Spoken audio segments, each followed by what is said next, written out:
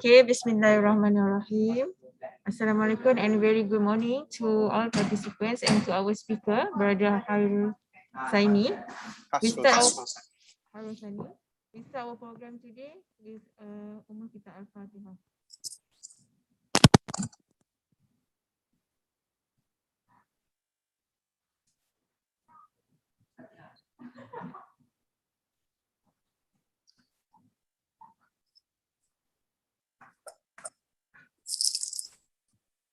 Okay, to our honorable speaker, Brother Hasrul Sani, and all participants.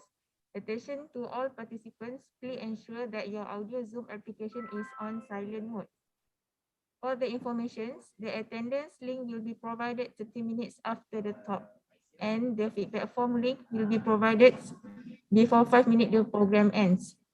All the participants need to fill out the attendance and feedback form to get the CTD points. Without further ado, I would like to invite Brother Hasrul Sani to give his talk. Please welcome. Thank you so much, Shira. Assalamualaikum and very good morning to everybody. First of all, thank you for having me here. I'm more than happy to share my knowledge and also some experience that I've gone through. Maybe before we start this session, I would like to formally introduce myself. Just call me Hasrul. It's a long name actually, Hasrul Sani.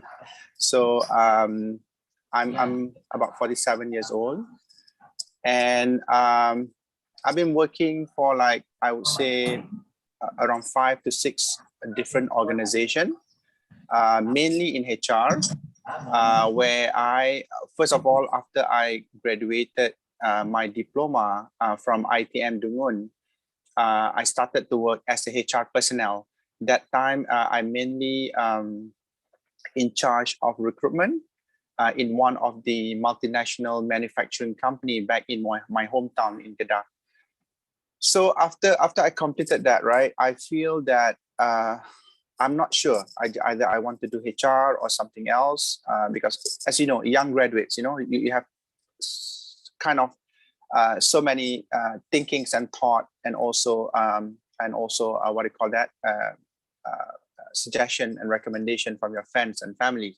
So I moved to the financial institution, but this is totally different, nothing to do with HR, and it's a local bank for about 2 years. Unfortunately, during that time, due to the economic crisis back in 1999, the bank was having a mergers, and I went back to the manufacturing. So over there, at that time only, I realized that I think I want to do HR, and I pursue my qualification in bachelor degree in human resource management at UITM Shah Alam. So that was a full time, 2 years. And after completed that, I started my HR career in one of the retail industry. And then I got my first job opportunity back in 2007 in oil and gas company, a local oil and gas company. And then I moved to the multinational oil and gas company. And somewhere in 2012, during that tenure in the international oil and gas company, and then I was offered to be based in Middle East, where in Qatar, Doha in Qatar. So I was there for like 8 years in 2 different industries. The first time I was with oil and gas, and the second time I was with the aviation, which is in Qatar Airways.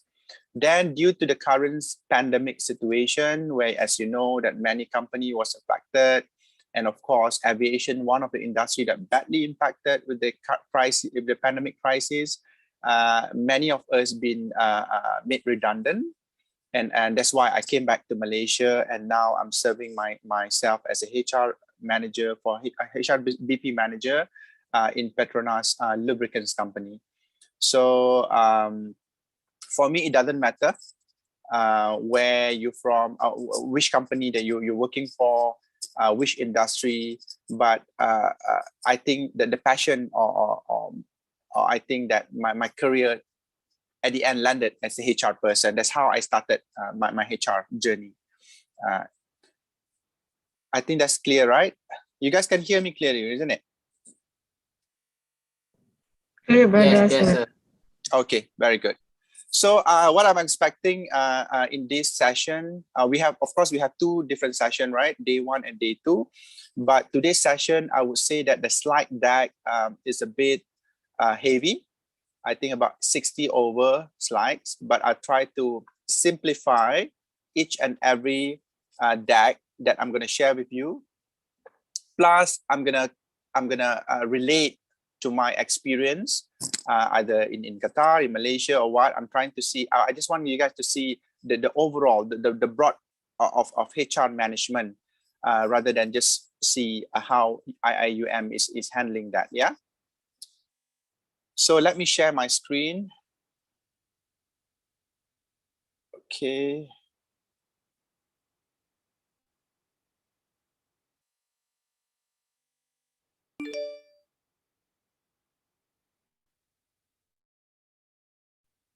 Can you guys see my screen now?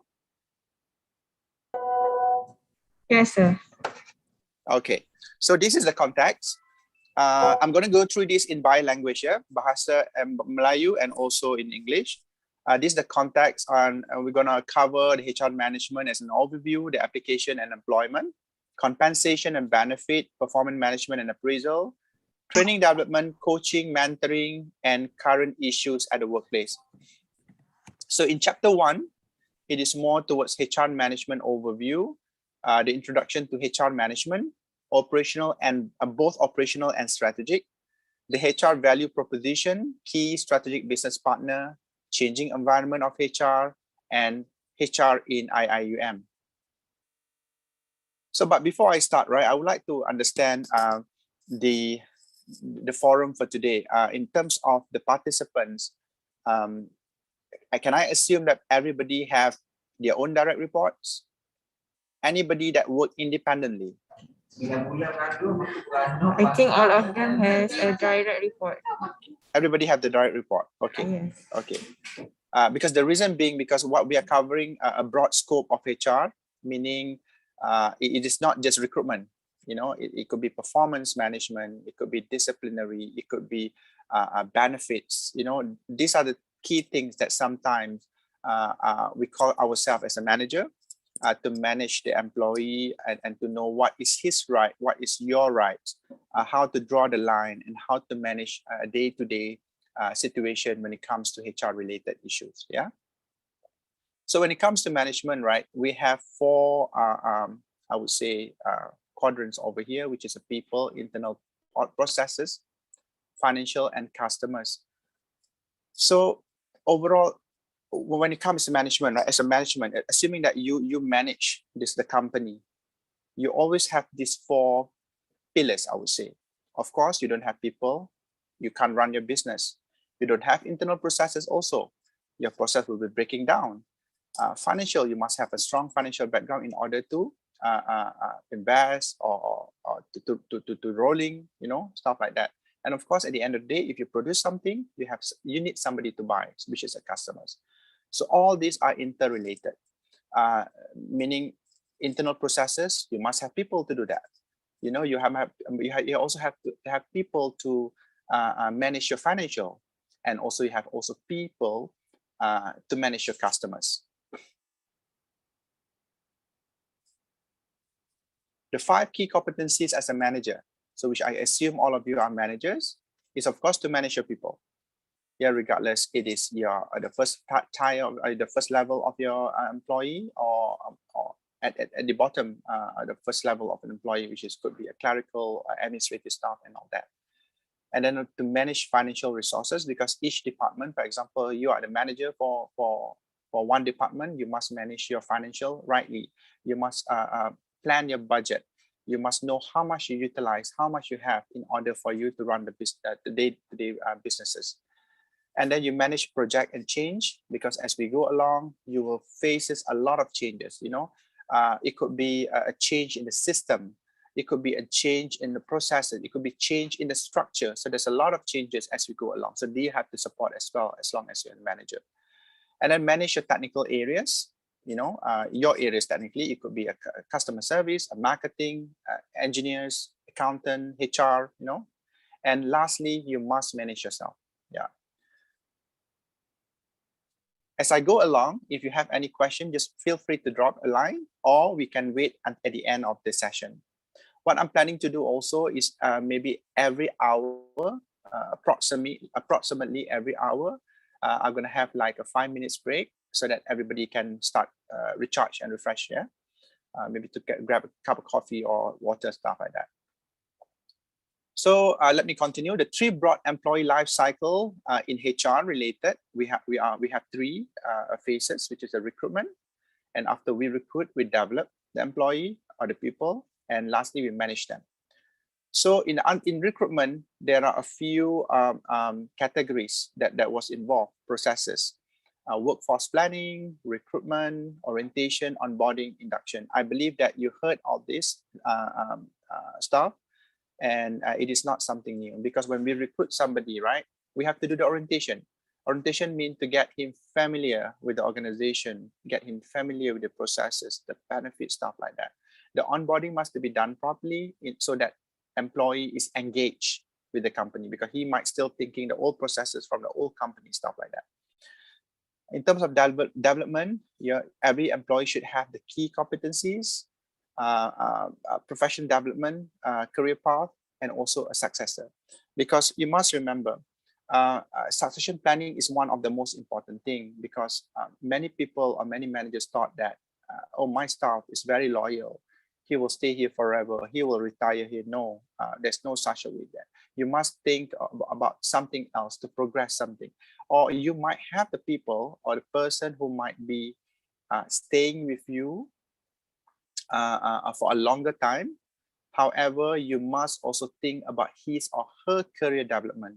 You don't want him to be there forever, or else he's going to be specialized in only one area, right? So that's why you want him to be progressed in other areas. You may want to do a job rotation. You want to do what do you call this? Secondment, stuff like that.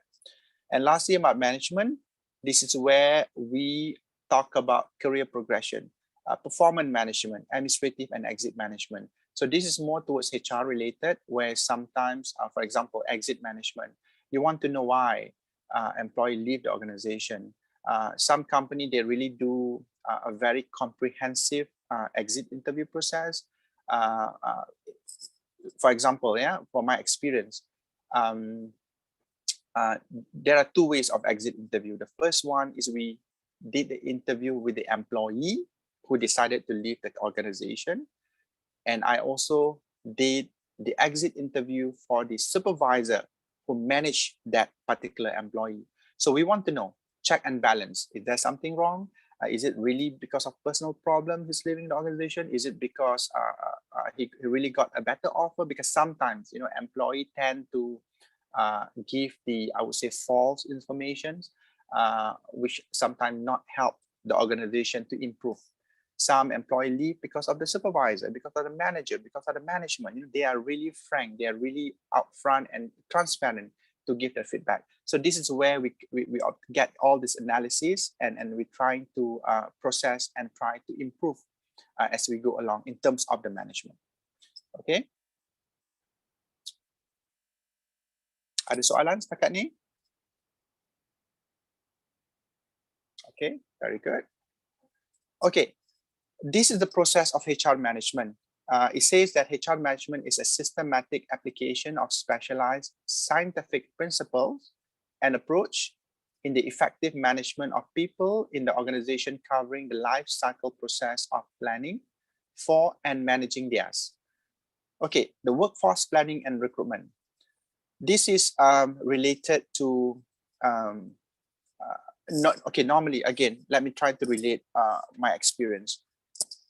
Currently, what I'm doing in PLI or Petronas Lubricant is that we start budgeting our workforce for next year. The management wants to know by the end of the year, what is your target plan? But of course, the management has given some direction. For example, Hasro, we have too many people in this organization. I want 2% reduction. Okay, when I say 2% reduction, doesn't mean that the people will be impacted, the person will be impacted. Sometimes the vacant position can be the limit from the organization. So that's how we budget it. But again, that is very general, right? Because as for my role, I have to really to go back to my stakeholders. Because for example, I'm handling supply chain group and also the strategic transformation office and also industrial. So everybody, every manager, they have their own thinking about workforce planning. Either 100 people or 100 position can support all the work activities for next year. You know, this requires a lot of discussion and negotiation, especially when it's coming from the management. They want a reduction from that. Same goes to that. Out of, for example, out of 6 vacant positions, how many are critical positions that we require to recruit them urgently? So this involves workforce planning and recruitment. So don't come and tell me saying that all 6 positions are urgent. If they are really urgent, then you must have the job what do you call that business justification in order to proceed further. So every single section or department, they have to plan that accordingly so that management knows that in 2022, this is my budget, this is my workforce planning, either increase or decrease, why you must justify, and the recruitment phases on that. So when we have that plan, when we come to hiring people, that comes into induction and onboarding, where you must have a good plan, a good program, I would say that, a good induction program in order to get employee familiarized with the entire company and processes. Because many company neglected that. You know, the best I would say induction program that I went through was when I was with Qatar Airways. Because as you know, Qatar Airways, they have around 46,000 employees at that time. And myself alone is just handling Qatar Airways engineering department. Over there alone, we have about 4,000 employees. The good thing about induction in that particular, I would say, businesses in engineering, because you deal with the aircraft.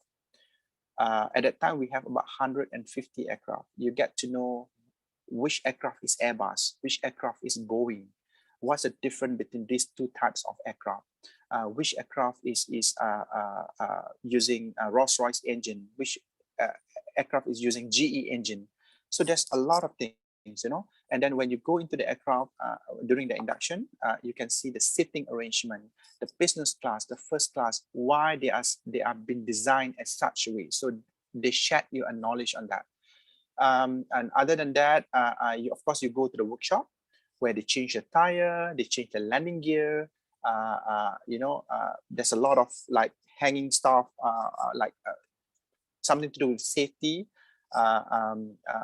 And then, of course, when you go around the aircraft, right, you ask this type of question: why this, why that? And then the engineers and also the managers explaining to do. So I believe that that's one of the good induction program, because you are not just handling people in that engineering department. Because for myself, I feel embedded, I feel attached, I feel welcome.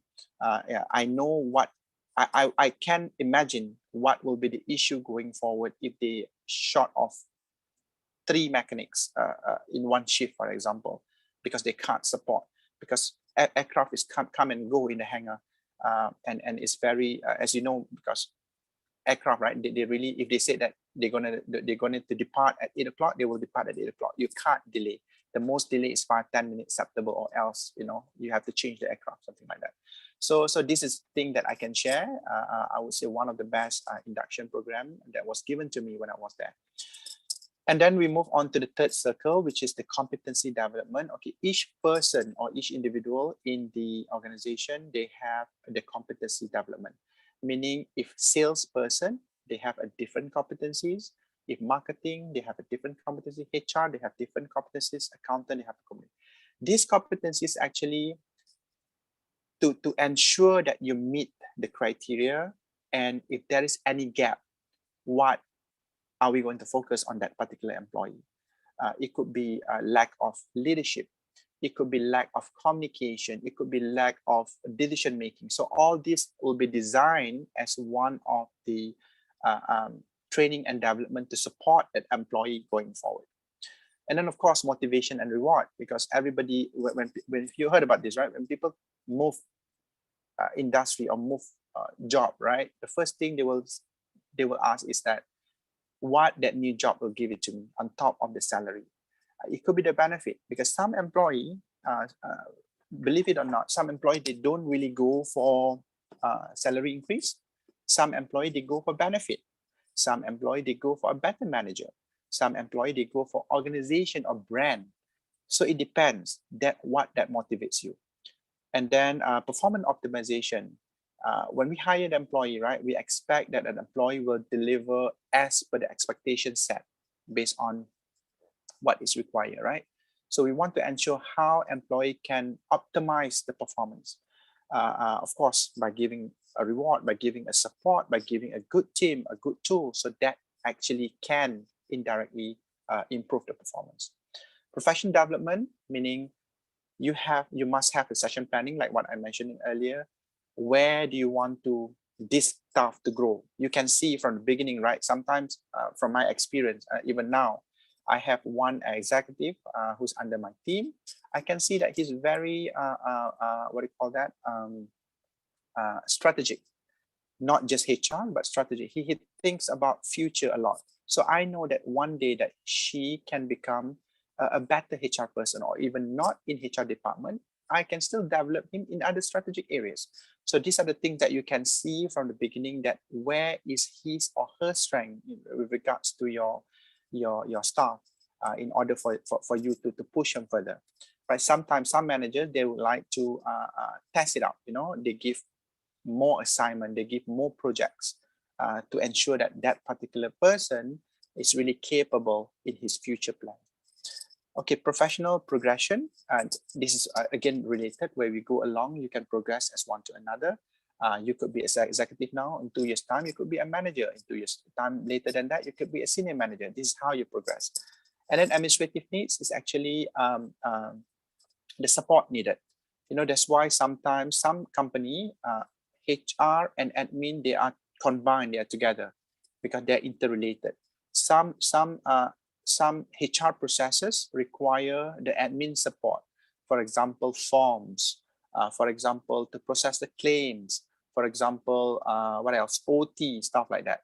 And lastly, of course, the exit from the organization, which I just mentioned about the exit interview and all that. Any questions so far? So far, so good. All right. Yeah, and clear, what is sir. people? Yeah, go ahead. Clear. Clear. Okay. What is people management?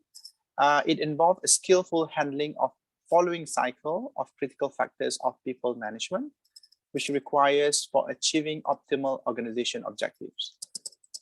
Okay, it's all started. If you can see the gray box, right? It's about employee administration, discipline, and consequence management. Okay, when we first go to the employee engagement, we start with the top, yeah? The employee engagement is very important. Some companies, they do a company engagement surveys every 2 to 3 years. Yeah, because normally when you do the employee engagement, you have to involve or engage with the third-party consultant, because they have the tools, they have the expertise, they know which area that you want to tackle. So when you do an engagement, but again, that is just one of the method, right? Not necessarily you have to engage them, but sometimes HR have to do their own engagement. Set a questions to be asked. Sometimes they do the online questions, sometimes they do the manual question. It depends. Sometimes they call people randomly and ask question. So employee engagement can consist of many things, and 3 items here which is stated about manpower forecasting, planning, and recruitment and induction.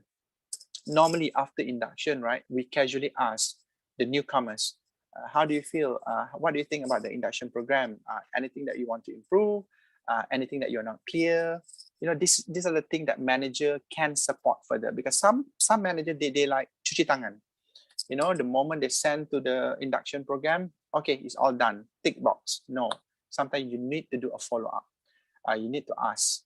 So that is about the people engagement. People development, we've related just now, is about the competency gap, which I mentioned earlier. We need to find gaps that require from each employee. Maybe that employee is very good. I mean, he's been selected for whatever position, meaning he passed the interview. But when he did the real job in that particular organization, we'll see that there's some gaps. Maybe during the interview, terlupa nak tanya, are you good in Excel? And suddenly, during the job, during when he or she been employed, only we know that, oh, tak berapa pandai Excel, for example. So this is when the manager need to support, send the training, for example. I know there's a lot of online classes in terms of Microsoft stuff like that. So many people do that. Sometimes also, even though you're not lacking in that, but managers are supporting by doing the refresher training. Either it's Microsoft, it's other training, stuff like that. So this is also important to manage the gap. And also, some employee, they are doing the OJT. OJT stands for the on-job training, where you send your staff to another section or department in order for them to learn something new in that particular area. Because sometimes that OJT is related to what you're doing. You want to know what exactly been done and what are the processes involved. Because sometimes when you are just in your particular position or area, you just tend to do, whatever task coming to you, you just do it, you just send it over. You don't care anymore what's going through. But by doing the on-job training, you may know why the information that you did last time was important to them. So this is also important. And of course, counseling and coaching, which is, I would say that this should be ongoing. If you are the manager, you have the staff, once a while, have a chat with them. It shouldn't be formal. Sometimes, it's people say that a coffee talk. You can just have a informal chat about anything, because sometimes an employee also they would like to counsel you. They have an issue. Sometimes it is not related to the job. It's personal issue, but it could affect the personal, the work related. That's why they need to get some advice. So next one, we go clockwise. Yeah. Employee productivity and motivation disregards to the performance management and improvement and reward and recognition. So when talk about performance management, of course, we talk about your what do you call this again? The performance rating. Some companies, they're really particular on that. They have their own personal, I would say, they call it performance calibration. They really compare apple to apple comparison, this employee and this employee, which one is better in terms of the ranking. So that is important as well. We're going to touch that later on a little bit. And reward recognition, of course, HR need to work closely with the compensation and benefit. Some company, they have the dedicated com and ben team in order to manage the benefit. Some good companies, they always do the benchmarking every year or every 2 years. They want to make sure that the benefit or rewards given by that particular organization is always competitive with others. Normally, they will do the benchmarking within the same industry. Employee progression, succession planning, again, like what I've been mentioning earlier, we talk about succession planning. You cannot guarantee that your staff will be staying for you forever. You must have a career progression for each and every one of them. Okay. Okay, now let's talk about employee behaviors. I think this is quite an interesting topic because we talk about people again. There are 100 types of behaviors at a workplace. Some employee, right? They are poor job performance, right? Of course, as a manager, you want to know why he is so poor, why he cannot deliver, why he cannot meet the expectation. Secondly, you can't work well with others. You just bring in one person, new joiners, for example, and he cannot work with another person in your team. So there are disconnect. So it doesn't work as well like that, because as a manager, you want to make sure that everybody on the same page, everybody are connected to each other. Third one, doesn't respond of coaching. Meaning banyak kali lah you hantar the coaching, you hantar the training, tak masuk-masuk juga. So must be something wrong. There's a gap there you need to understand. Another one, resistant to change. You know, some employees, they are so manual. Excel, words, you know, they're very good in putting data in this spreadsheet. And suddenly, with the decision from the management, they would like to change that process into the system online, for example. And then he resists to change. No, I prefer doing manual for whatever reason. You know, maybe that's not a good example. Normally it's the other way around because people don't like to do manual, right? But what I'm trying to say here is that some people they reluctant, they're so complacent in the way that they're working. They don't want to change, either organization change, process changing, system changing. They just reject that accordingly. So that one also you need to understand why.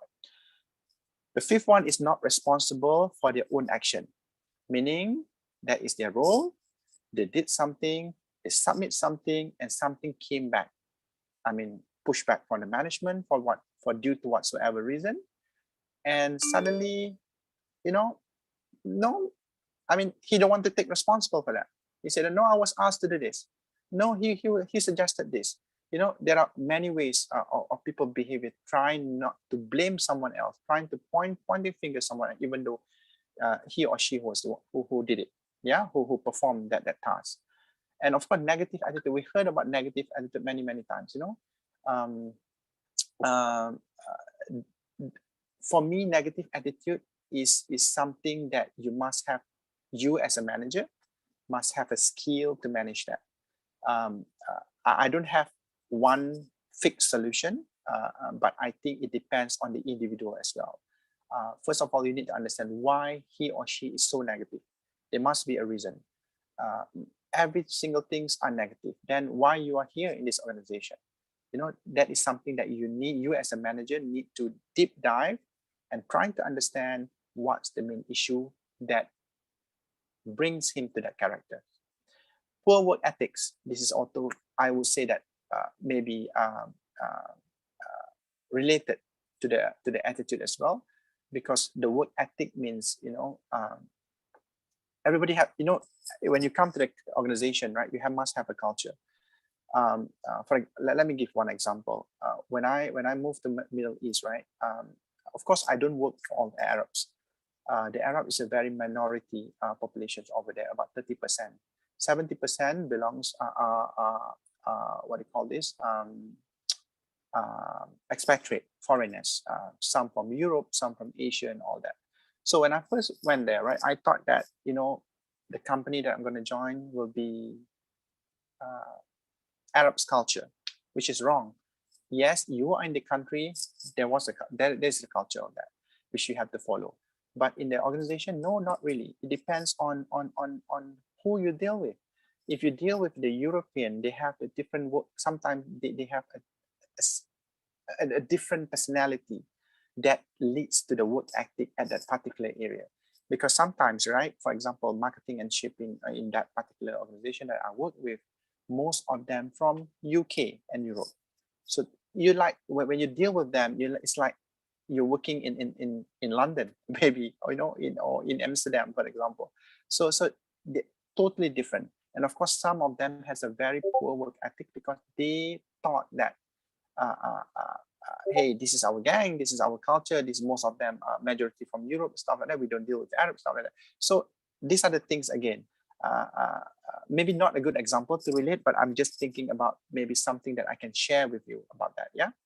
And arrogance. Many people are arrogant, especially when it comes to the high level. Okay, when talk about arrogance, now I can relate some of the Arab colleagues that I deal with, or Qatari, where when they start climbing the ladder from a manager to senior manager to a director, they become very arrogant. You know, whatever they say in the meeting is always right. People cannot challenge him. People cannot give a what do you call that? Suggestion, example. Of course, I won't mention his name, but he keep on rejecting each and every single suggestion in that meeting. So at the end of the day, after 1 hour meeting, nothing was been concluded. You know, If you are arrogant, I'm fine, but at least you come with a better solution. You reject this idea, you come with another idea, even though that idea was basically not been accepted by all. But rather than just rejecting, but we are wasting one-time meeting with nothing. So again, sharing knowledge over here. 9 is poor communication skills. Some employee, they are very good in writing. We talk about email writing, report writing, analysis, very good. But some employee, they can't tell, they can't communicate well. When we form a meeting, right? We receive one good comprehensive what do you call that? Investigation report. Because at that time I was involved in one investigation of one of the aircraft being technical issues. When I see the report, it's very comprehensive. So we call the engineers to come and present the case. Unfortunately, he can't really, I would say, the communication during that meeting was so poor that everybody was confused. Why is it so different from what been written or been submitted in terms of that? So again, these are the things that you need to focus on. If you and for you as a manager, you need to guide him as we go along. Skill does not match. Okay, this also many times happen where people are insist. Okay, let me give one example. During the interviews, for some reason, the candidate was very outstanding. He can answer many questions that have been thrown to him. But at the end of the day, based on the background, based on the exposure on the CV, does not match the job that we're going to offer. Even though technically he was successful in that interview.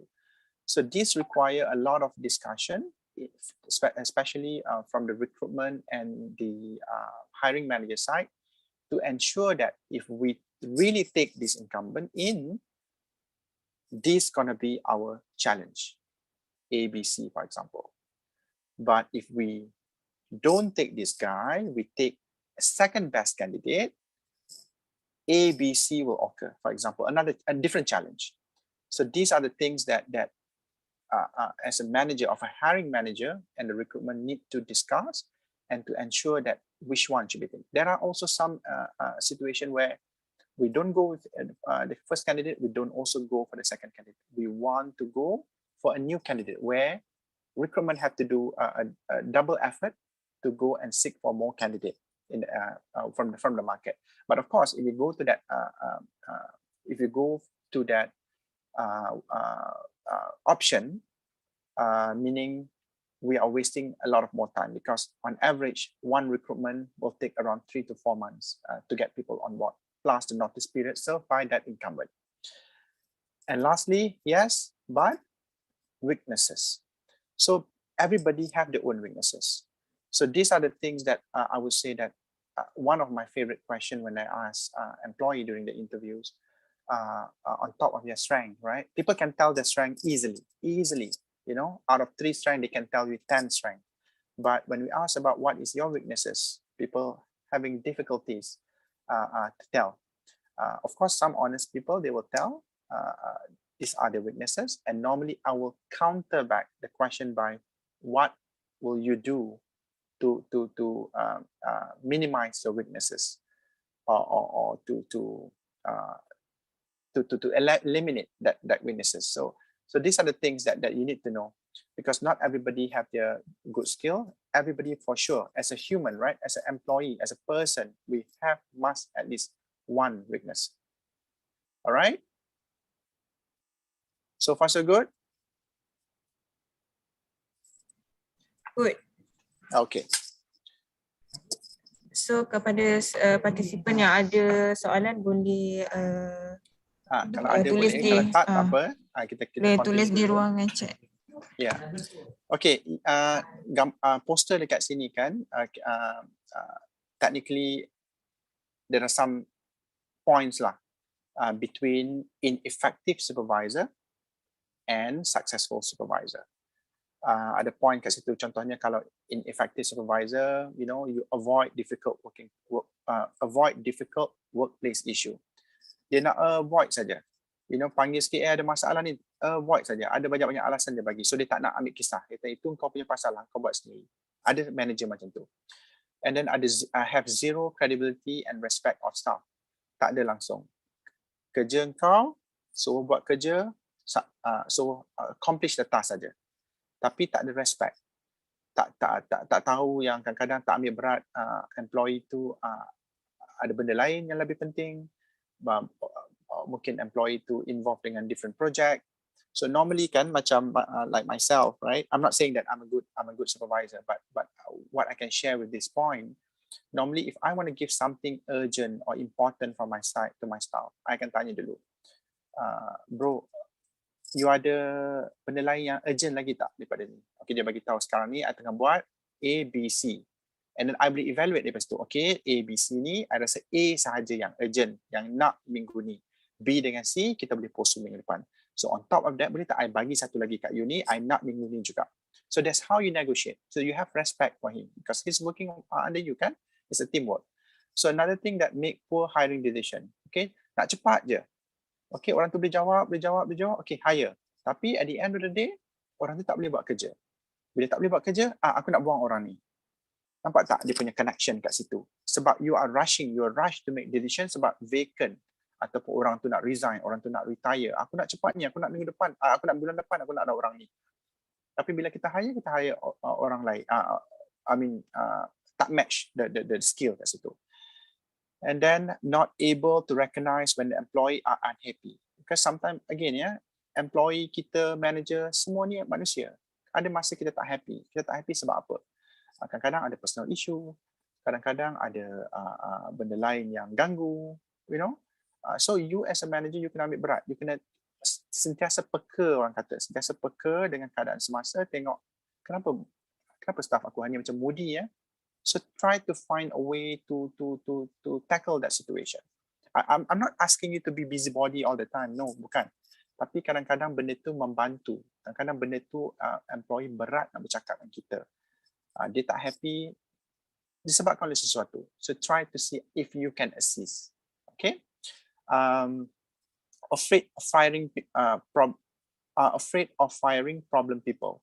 Satu lagi kan, kalau kita dah ambil orang luar, yang tadi tu different example Satu lagi, bila kita ambil orang, kita tahu orang tak boleh buat kerja. Dan kita tahu semua kerja tu aku boleh buat.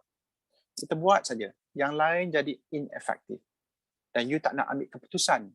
Nak terminate dia atas performance ke, nak tukar dia ke different department ke, nak buat rotation ke, tak ada. You just dalam hal you saja. Tapi on reality, on the paper, you ada 2-3 orang reporting to you. So this is not right also. Have high employee turnover, especially of the best employee. Okay. This kalau you ingat kan yang apa cakap kat mula-mula tadi pasal exit interview. Bila kita buat exit interview kan, kita tanya kan, sebab apa you nak resign? Sebab apa you nak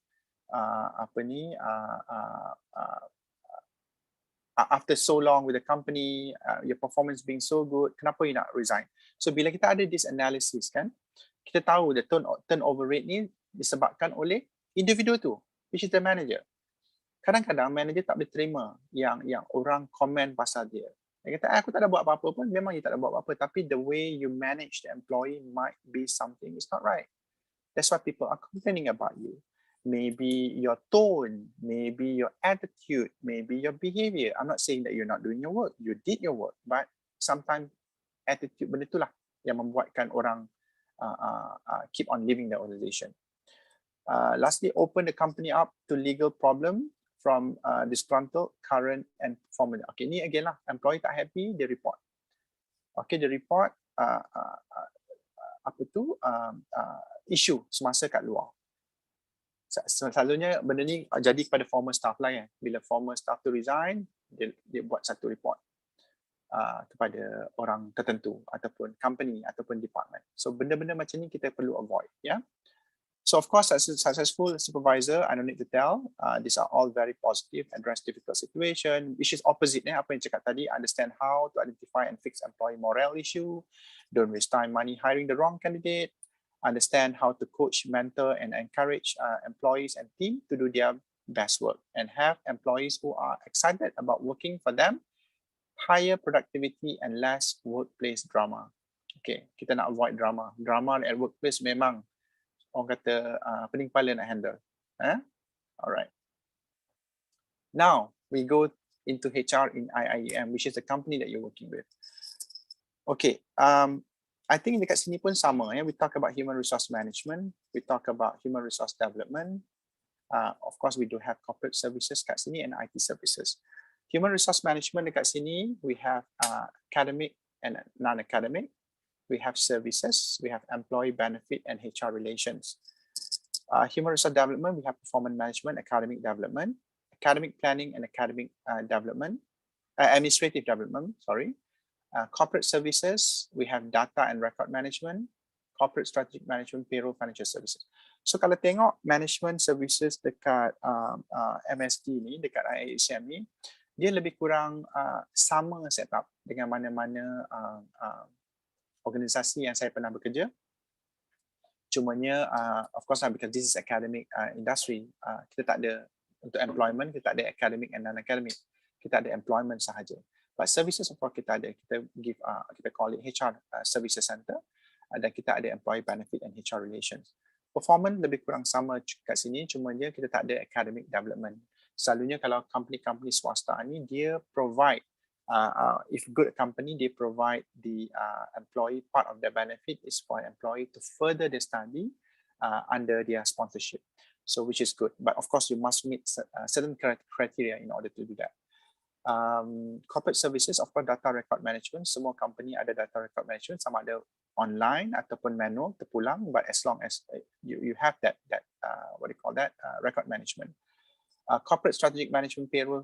Of course, semua ada payroll. Kalau tak ada payroll, tak ada gaji kan. So, but sometimes cumanya bezanya kat sini, tak semua payroll dibuat di HR.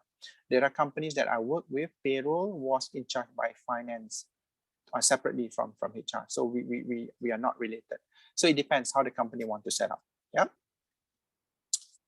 So this is the organization structure. I think I will skip this, yeah, because it is too busy. I think it is just the names and the position. Unless ada orang nak tanya siapa orang tu, siapa orang ni, then maybe I can read it for you. Can I skip this?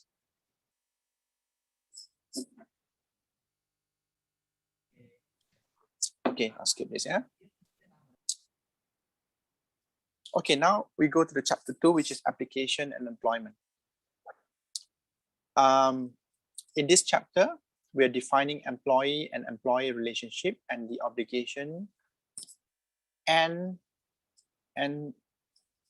for both parties.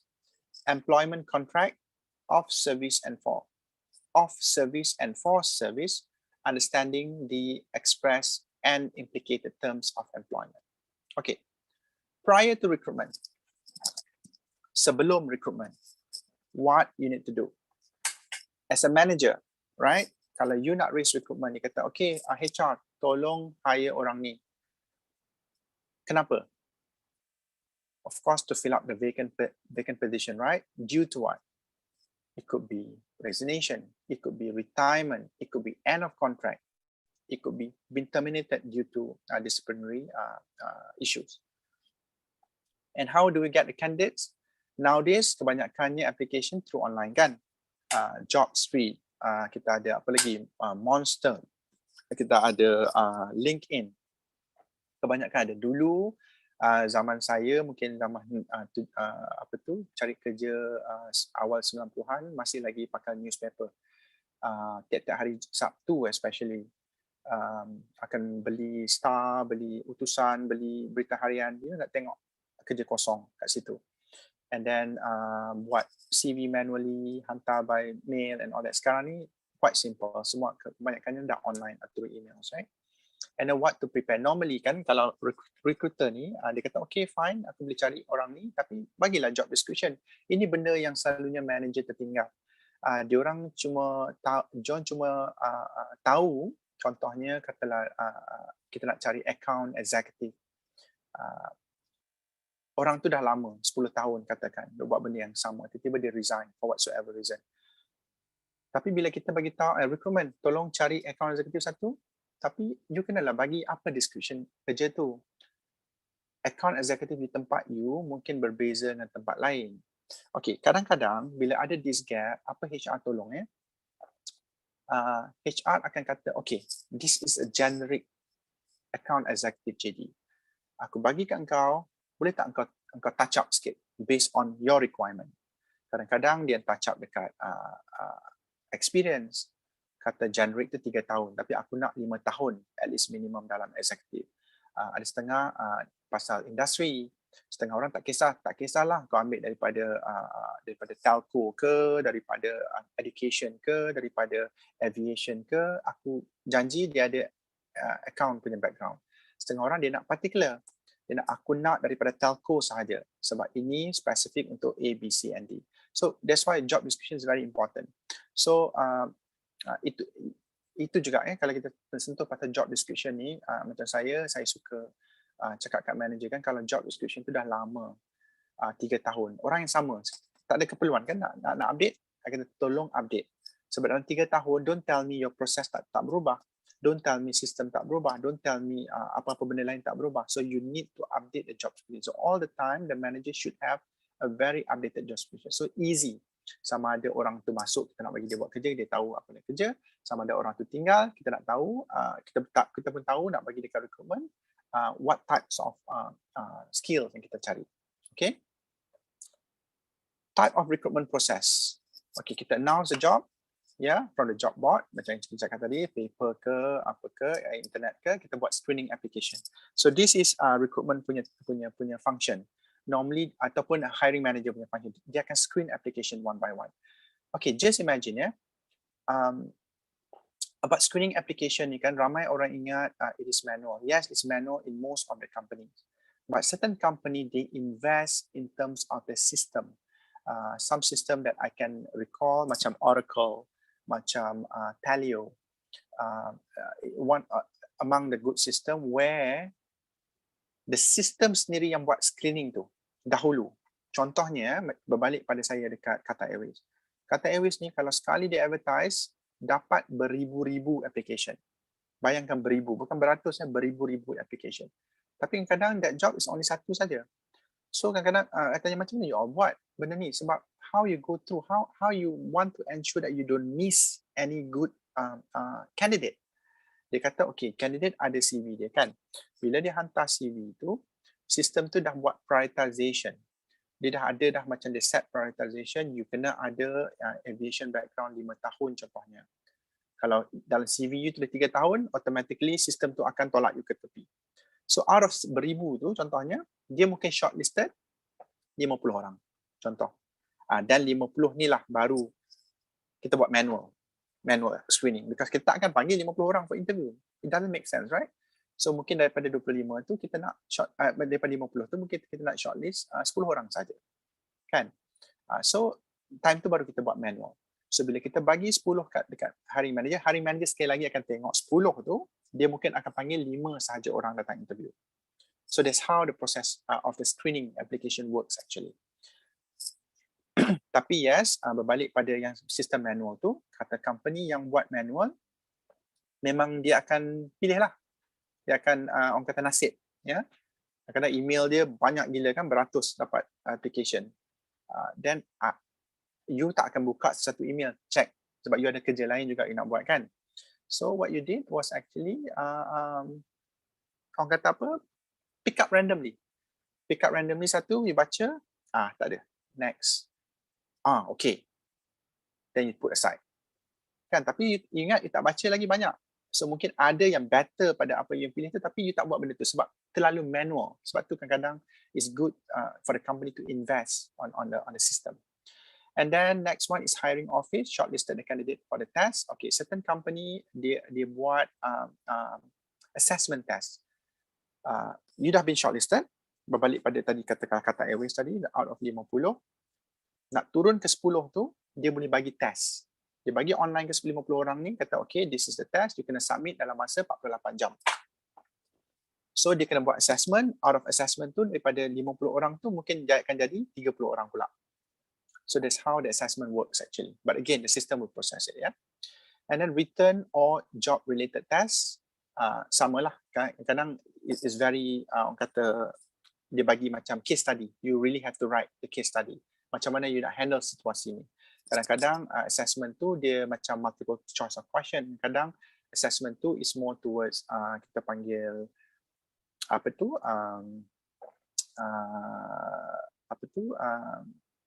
your IQ test, ya. Yeah? Okay, and then barulah kita panggil interview. Okay, interview pun dia akan arrange dengan hiring manager untuk kesesuaian masa kedua belah pihak. And then out of all, dia orang kena buat decision, ya. Hiring manager yang akan buat decision. Dia bukan bagi HR ataupun recruitment. Itu kadang-kadang benda ni kita push back, ya.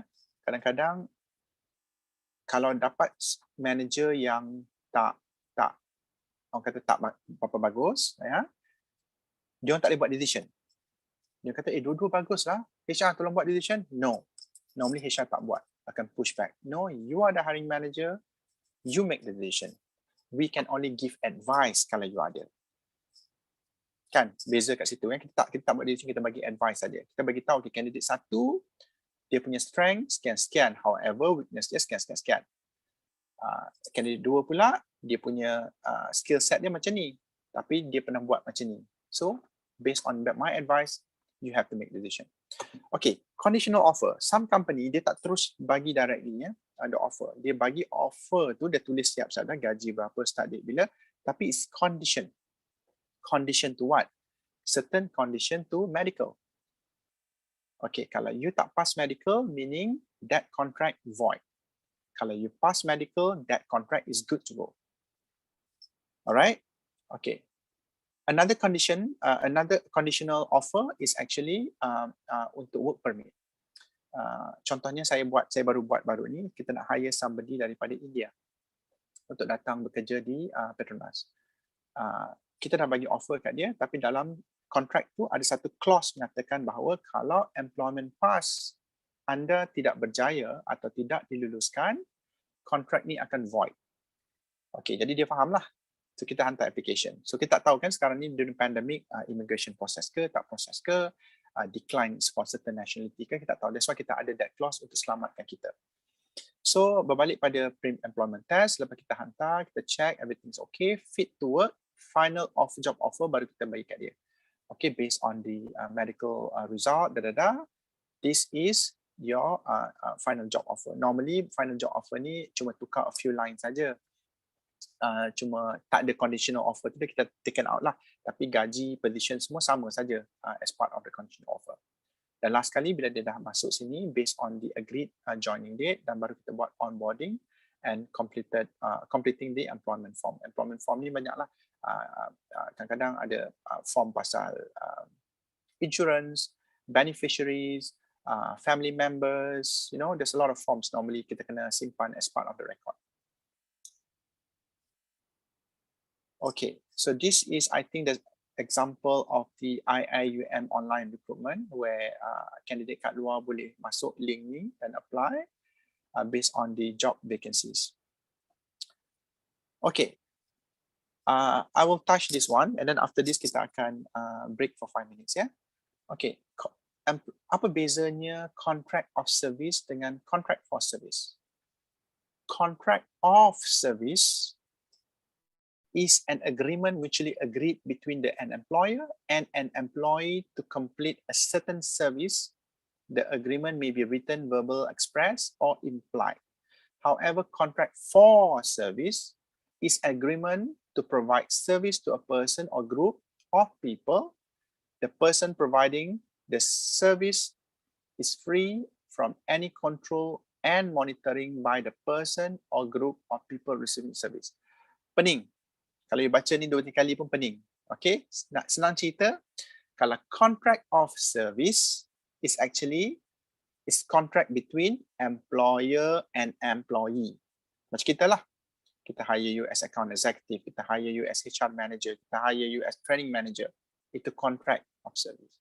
Kalau contract for service ni macam vendor, contractor. You kena datang pasang apa? Aircon dekat asrama, dekat hospital. You kena pasang buat wiring dekat building hospital contohnya. Itu bezanya saja. Okay? Clear? Alright. So I think now it's 10:10 jam saya. Kita resume balik 10:15. Is that okay? Okay ke tak ni?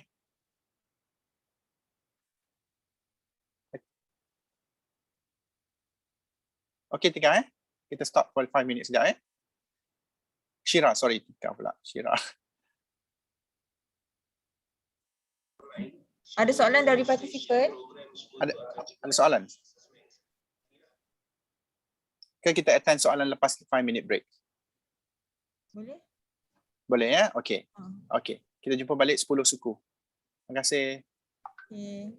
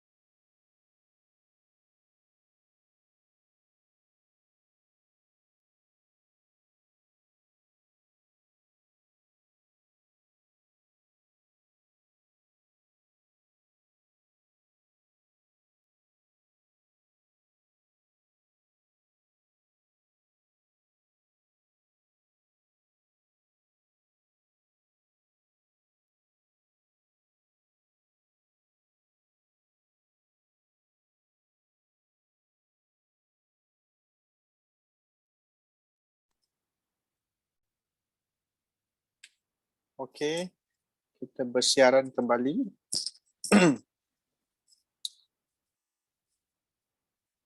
Harap semua partisipan okey. Let me share my screen again. Okey, nampak kan?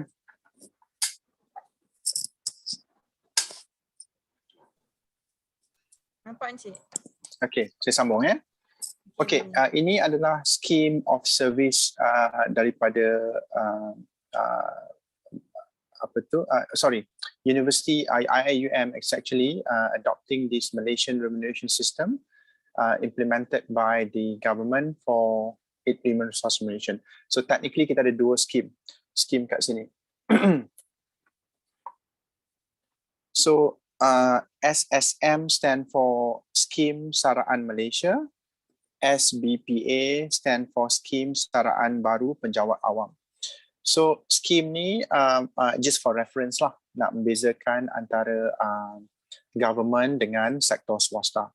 So the status of appointment dekat sini, kita ada beberapa status appointment daripada permanent, contract, secondment, temporary and part-time. Okay, let me share a little bit on this ya. So permanent ni adalah permanent staff. Ya, dalam contract of employment memang tertulis yang you are permanent. Okay, there are certain contract dia tak mention about permanent, tapi dia terus mention about your about terms and condition, which kadang-kadang dia reflect to this permanent. Kalau contract, nak tahu kita ni contract, dia ada end date dalam you punya contract. Contohnya, effective 1 April, your appointment will be as account manager. Tapi until the period of, contohnya 1 April 2023 contohnya. So it's actually a 2 years contract daripada hari ini. Secondment pula, you could be a permanent staff hired by IIUM contohnya. Lepas tu bila you buat kerja you as account manager, tiba-tiba dia kena kata, okay, kita nak second you keluar pada IIUM ke, tak kisahlah, it could be other university, it could be other country, depending on the agreement made. So the secondment pun ada secondment period on top of, katalah you permanent, you tak ada end date. Tapi secondment period tu could be for 2 years sahaja di UM contohnya, ataupun di Kementerian Pelajaran Malaysia. So for whatever purpose lah, for the project ke, to support the team dan lain sebagainya. Temporary pula, temporary selalunya dia quite similar macam contract, cumanya dia ni tempoh lebih pendek. Temporary ni selalunya kita ambil 3 bulan, 6 bulan. Kadang-kadang temporary ni created sebab nak ganti orang pergi maternity leave ataupun orang staff been hospitalized untuk keadaan, untuk jangka masa yang lama. So kita manager decided ambil temporary staff untuk cover the task. Dan last kali part time lah. Part time ni meaning selalunya kalau kita sebut part time ni, orang tu buat 2 kerja, boleh buat 2 kerja. Dia datang maybe IIUM untuk buat kerja daripada pukul 6 petang hingga 9 malam saja. Contohnya cleaning ke, ataupun buat datang mengajar ke, part time lecturer kan, part time nurse, part time medical support, you know. Ada certain period of time saja dalam satu hari tu, dia dalam 3-4 jam macam tu. So these are types of contract or status of employment kita ada dekat sini. Okay, apa beza appointment, probation and confirm? Appointment ni bila kita lantik you, okay. Of course daripada from IIUM perspective, from the academic staff selection committee, dia kena make decision to hire you. Administrative staff selection committee and professional and management, and lastly the administrative staff selecting committee. So diorang akan make decision, or this panel or this forum akan decided on the appointment of your appointment in this industry, in this company. But of course you must go through the probation. Okay, for permanent staff dia ada probation. Ada yang sebulan, ada yang 3 bulan. It depends, I think, based on the grade ataupun based on the job. Okay. In my case, dalam Petronas, you kena go through 6 bulan probation. Okay. Regardless of your position. And of course, duration of this confirmation ni upon successful of your probation. Setengah company bila dia bagi letter of appointment, ada apa tu probation kan, ada probation period kat situ, you kena meet certain criteria in order sebelum kita confirmkan you as permanent staff. Sebab setengah company bila you dalam probation, you tak dapat kemudahan-kemudahan lain atau benefit-benefit lain. That's why confirmation is very important. Kadang-kadang tu dalam probation dia make it clear yang you kena accomplish your competencies gap, your behavioral, your training, kena ada 3 training baru boleh confirm. You know, certain company dia make it very rigid, very orang kata details. Setengah tak, setengah they just based on their performance. You boleh ke buat kerja ni, you boleh ke adapt, you boleh ke kerja dengan team, then dia boleh confirm you. But of course it should have a one-to-one discussion on that, because normally itu yang lacking of the manager. Sebab kadang bila kita nak confirmkan seorang dalam survey, dia tak nak ada this conversation. Dia nak bagi surat je. Tak boleh lah. You kena sampaikan message, either bagus atau tidak. Ya, apa yang you nak lihat lagi for your staff to orang kata untuk maju ke depan lah. Ya. Okay. The most difficult situation where manager terpaksa extend probation due to whatsoever reason, maybe performance, maybe kerja, maybe apa-apalah ya. Kita nak kena extend. Setengah tu kita extend 3 bulan, setengah ada yang kena extend 6 bulan for other, it depends. So this gonna be a very hard conversation because you kena ingat, kadang-kadang employee tu ingat aku dah buat semua apa yang aku perlu buat. Tapi bila datang performance management, aku tu punya tak capai objektif aku. So time tu kadang-kadang ada some orang kata heat discussion between employee and manager, they don't agree with. And in my case, pernah juga di mana bila keadaan ni berlaku, bila employee manager terpaksa extend employee punya appointment, employee tak happy. Dia tak happy, dia tak tunjuk dalam tu. Dia tak happy selepas pada session tu. So tiba-tiba 2 hari dia hantar surat resign. Bila kita buat exit interview, kita tahu bahawa puncanya sebabkan oleh session ni. Sebab meaning dalam probation dia bagi tahu saya tak dapat support. Dalam probation saya terkanting seorang-seorang saya. Dalam probation saya selalu dibagi kerja-kerja berat, kerja lebih masa, tapi benda tu tak di-appreciate oleh staff. So benda-benda macam inilah kita as a manager kita kena avoid ya. Kalau betul orang tu tak perform dalam probation period, you kena ada details. You kena justify satu-satu kepada employee so that employee faham. Jangan tunggu sampai habis probation baru nak bagi tahu. Buat monthly or buat sekali dalam tempoh 2 bulan so that every session tu dengan employee dia tahu yang okay, aku kena fokus yang ni. Oh, ini aku punya weakness. Oh, ini aku tak complete, you know. So that employee faham dan terima seadanya kalau terpaksa extend the probation. Okay, compensation benefit ya. Dalam com and ben ni ia bukan sahaja melibatkan gaji. Ya. Banyak actually, dia melibatkan leave, dia melibatkan insurance coverage, hospitalization, dia melibatkan bonus, increment, banyak ya dalam compensation and benefit ni. So okay, tapi of course apa yang kita bagi kalau kat Malaysia ni semuanya tertakluk kepada Akta Pekerjaan 1955 ya, di mana mengatakan bahawa employees dengan salary di bawah 2,000 sebulan. Ya, hello. Boleh tu silent. Silent?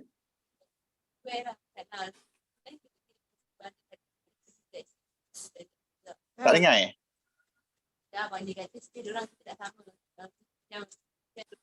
Saya ada dengar orang bercakap kat belakang tu. Ada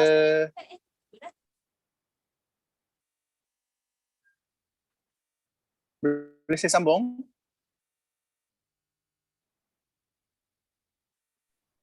Boleh sir, boleh sambung. Okey, ingatkan ada soalan tadi. Tak, dia ada ada kekacauan sedikit. Alright. Berbalik pada Akta Pekerjaan, kalau employee yang bergaji 2,000 ke bawah, dia ada some orang kata coverage kat situ, ya. Untuk Industrial Relation Act 1967, employee di mana employee ada kena bergaji 2,000 ke atas. So ada benda ni tertema kepada tertakluk kepada Employment Act. So setakat ni Employment Act tu memang tak berubah daripada sebelum saya ke Qatar lagi. Memang dia punya baseline dia macam tu. So contohnya kalau macam gaji dia sekian-sekian, dia boleh claim overtime contohnya, dia boleh dapat salary increment sebanyak ni, dan termination dia macam mana pula kita handle. So dia berbeza untuk gaji bawah 2 dan lebih pada 2. Dan juga kita, kalau kita tahu setiap gaji kita ada potongan untuk SOCSO dan juga untuk EPF ya. Ini untuk kita punya coverage, nanti saya akan touch a little bit on that. Okay, basic comparison. Ini saya share as a general knowledge saja ya. Kalau dalam Employment Act, starting salary tak boleh kurang pada 1050. This is the minimum wages daripada employment law. Tapi di government, kita bagi 1,200, which is above. Tapi di IIUM, kita bagi lebih sedikit lagi untuk starting salary, base salary. So maksudnya kalau ke IIUM, siapa yang bergaji kurang 1,205 boleh pergi jumpa HR. So that which is not right. Okay? Annual leave pun sama, dalam Employment Act dia kata boleh bagi 8 hari saja. Tapi kebanyakan company-company kat Malaysia ni dia bagi lebih pada 8 hari of annual leave. Di government, untuk comparison di sini, untuk government 20 hari dan untuk di IIUM pun 20 hari. Maternity leave dalam employment law mengatakan bahawa 60 hari saja. Tapi di government 60 ke 90 hari dengan maksimum 300 hari in service. IIUM pun adapt benda yang sama, 60 ke 90 hari, maksimum 300 hari in service. Okay, you boleh entitle benda ni. Retirement age dalam law berkatakan 55 tahun, you dah boleh retire, tapi di government kita extend 5 tahun lagi, which is 60, dan juga di IIUM. So basically, apa yang government dengan IIUM bagi ni melebihi apa yang tertakluk dalam Employment Act, which is better lah. Kita tak boleh kurang, tapi kita boleh lebih. Okay? Compensation component. Kat sini kan, dia cakap tadi ada dua, bukan sahaja pasal gaji ya, bila kita sebut pasal compensation. Dia ada monetary and non-monetary. Kalau monetary, dia ada dua, direct and indirect. Direct ni apa kita dapat? Kita dapat gaji tiap bulan kan, sebab dia direct to you. And bonus, kadang every month or every quarter or depend. Different company, different approach dia. Indirect monetary ni, you tak nampak duit tu. Tapi sebenarnya, kita spend untuk you. Contohnya insurans. Orang kata, oh kita cover insurans. Tapi you tak sedar yang insurans sebenarnya, company bayarkan your premium. Tanpa premium bayaran tu, you tak covered dalam insurans. Apa-apa terjadi kat you, tak di cover. Jadi sebenarnya company bayar. Sama juga leave. Kita okay, I pergi on leave. I pergi bercuti dan sebagainya. Fine. Tapi sebenarnya ada hari tu, walaupun you pergi bercuti, gaji you berjalan. Sebab apa? Kita panggil annually. Uniform. Setengah company dia bagi uniform. Uniform pun company kena beli kan dan bagi kat you pakai. Phone, laptop, certain position akan entitled phone dan laptop, itu pun daripada company, dan akhir sekali retirement program. Okay. Non-monetary pula is actually benda yang is part of compensation, tapi you tak nampak benda tu. Contohnya you buat job rotation. You pergi department ke department, you pergi tempat lain, section lain dan sebagainya. Kenapa kita bagi compensation? Sebab you actually melibatkan cost untuk orang, untuk department tu, untuk support you untuk that particular relation, and also career development. Kalau you tiba-tiba there are certain progress where certain situation where bila you buat job rotation ataupun you buat attachment untuk tempat lain, tiba-tiba you dapat career development. You orang nampak your capability untuk naik pangkat ataupun untuk dapat role yang berlainan. Jadi dekat situ you dapat that orang kata apa, that advantage lah, sebab you perform masa tengah buat rotation tu, so you dapat career development kat situ. Alright, so kalau tengok kat bawah ni, apa lagi yang IIUM offers? Kalau kita tengok dekat table ni ya, kita ada SOCSO, kita cakap tadi tu, SOCSO ataupun dan EPF, Retirement Benefit Fund, New Retirement Benefit Fund, and Group Personal Accident. Kalau you tengok kat sini kan, dia ada different between permanent and part-time. Okay, first you tengok permanent and part-time dulu. Obviously permanent and part-time tu memang part-time selalunya tak dapat lah benefit-benefit yang sedia kala. Cumanya yang mandatory saja yang dapat. However, untuk kontrak pula, you can tengok is a Malaysian ataupun international employee. Kalau international employee, certain benefit tak applies to him or to her. So this is as a rujukan. We're not going to go through line by line, but technically, just to share with you the list of benefit and title untuk from IIUM perspective. I believe that you can get this from HR. Okay, leave. Type of leave. Kita dengar annual leave, sick leave selalu kan. Tapi sebenarnya lebih pada tu. Kita ada maternity leave, kita ada Hajj leave, umrah leave, sick leave, unrecorded leave, substitute leave and research leave. So these are orang kata quite common. I know that certain company dekat Malaysia dia tak bagi Hajj ataupun umrah leave. Kalau you nak pergi haji, nak pergi umrah, you kena ambil annual leave you. Certain company macam tu. Tapi of course lah, company macam tu dia boleh offer sebab annual leave dia tinggi lagi pada 20 hari tadi. Mungkin ada yang 25, mungkin ada yang 30. So, I mean, that's how normally management dia manage leave period ke situ. Sick leave, it depends. Setengah company 14 hari, setengah company 16 hari. Setengah company as you progress in that department, in that organization, you akan dapat penambahan leave you bertambah. Okay. Unrecorded leave, macam sekarang ni saya ada unrecorded leave untuk Petronas, di mana kalau kita pergi for vaksin, kita dapat 2 hari unrecorded leave. Dia tak akan ditolak daripada annual leave sebab Petronas percaya sehari lepas vaksin tu, you akan ada post-vaccine effect. Kadang orang demam, kadang orang tak larat dan sebagainya kan. So kita created that unrecorded leave. Substitute leave ni actually kita ganti. Kalau setengah tu cuti jatuh hari Ahad contohnya dapat substitute hari Isnin, something like that ya. Research leave ni I believe hanya untuk IIUM di mana kita ambil cuti untuk pergi buat research untuk kita punya paper. So ini semua adalah full pay leave. Manakala kalau half pay leave ni pula kita ada satu point dekat sini where is mentioned only for caring for sick dependent and immediate relative. Sick dependent ni is your dependent, sama ada isteri, anak-anak. That is your dependent. Immediate relative ni adalah macam kakak, abang, maybe siapa lagi, nenek, mak mentua. That one I think category. Tapi to be sure, better check dengan HR sebab every company dia ada different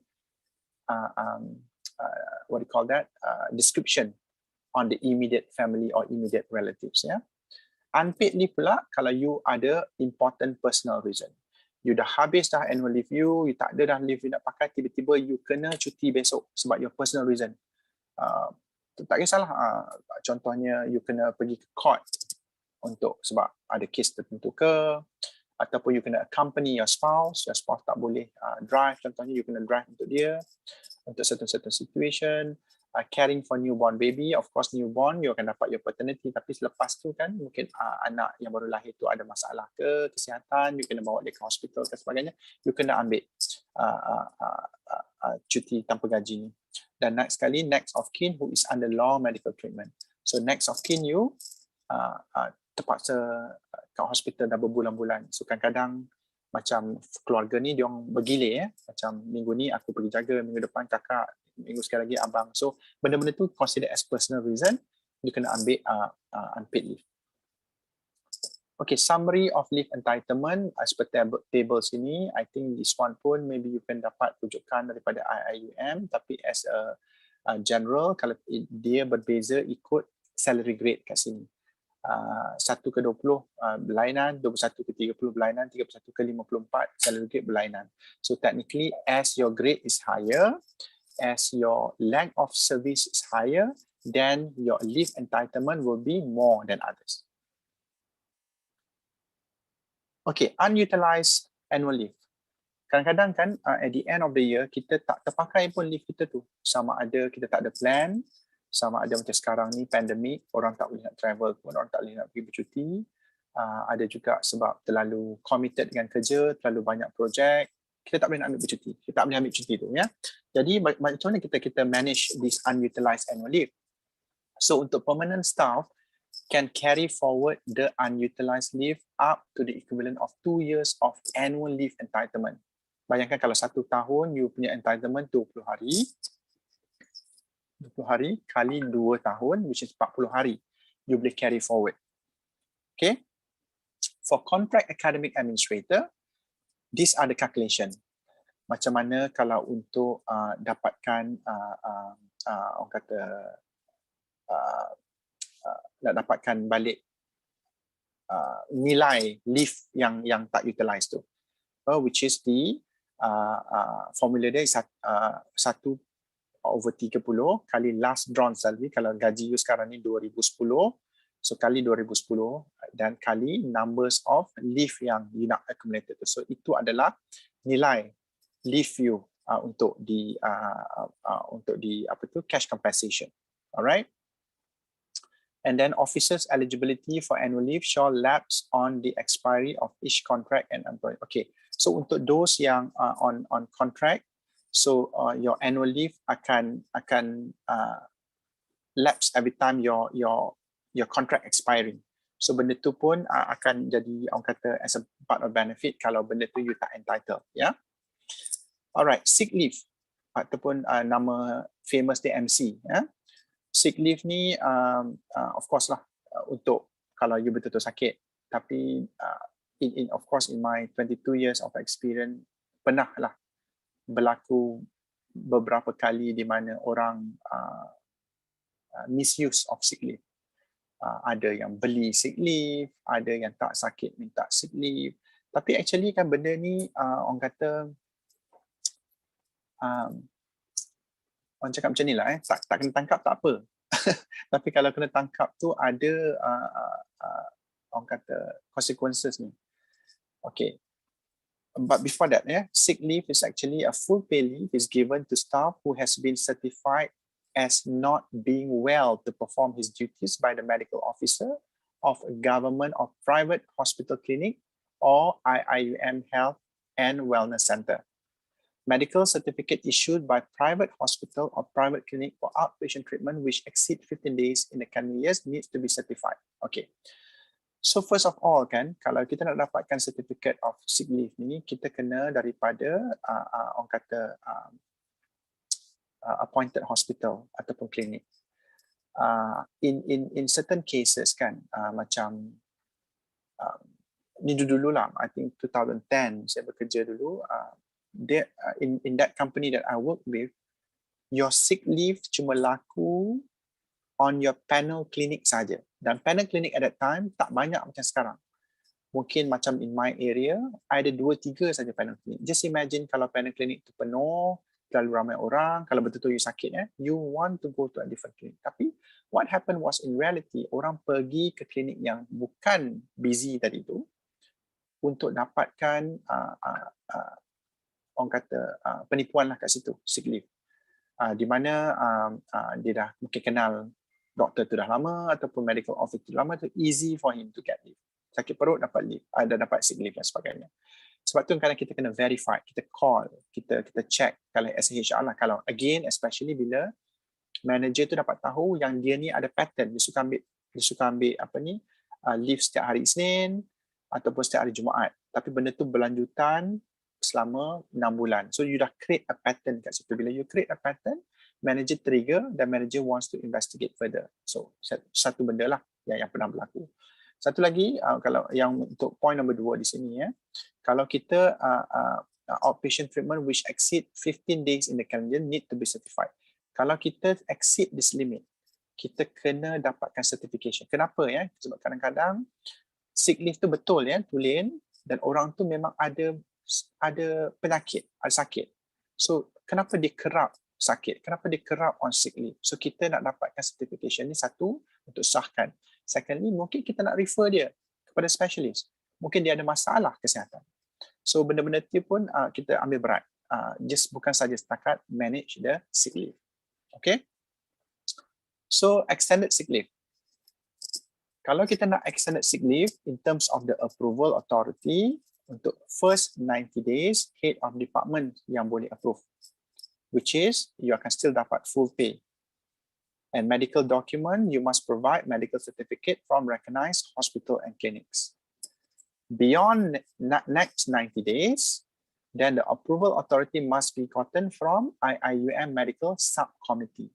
Full pay juga kalau approve, and medical report from government hospital. Yang ni you kena bagi medical report sebab dah terlalu banyak hari sangat. So kena support dengan something in order to get this approved.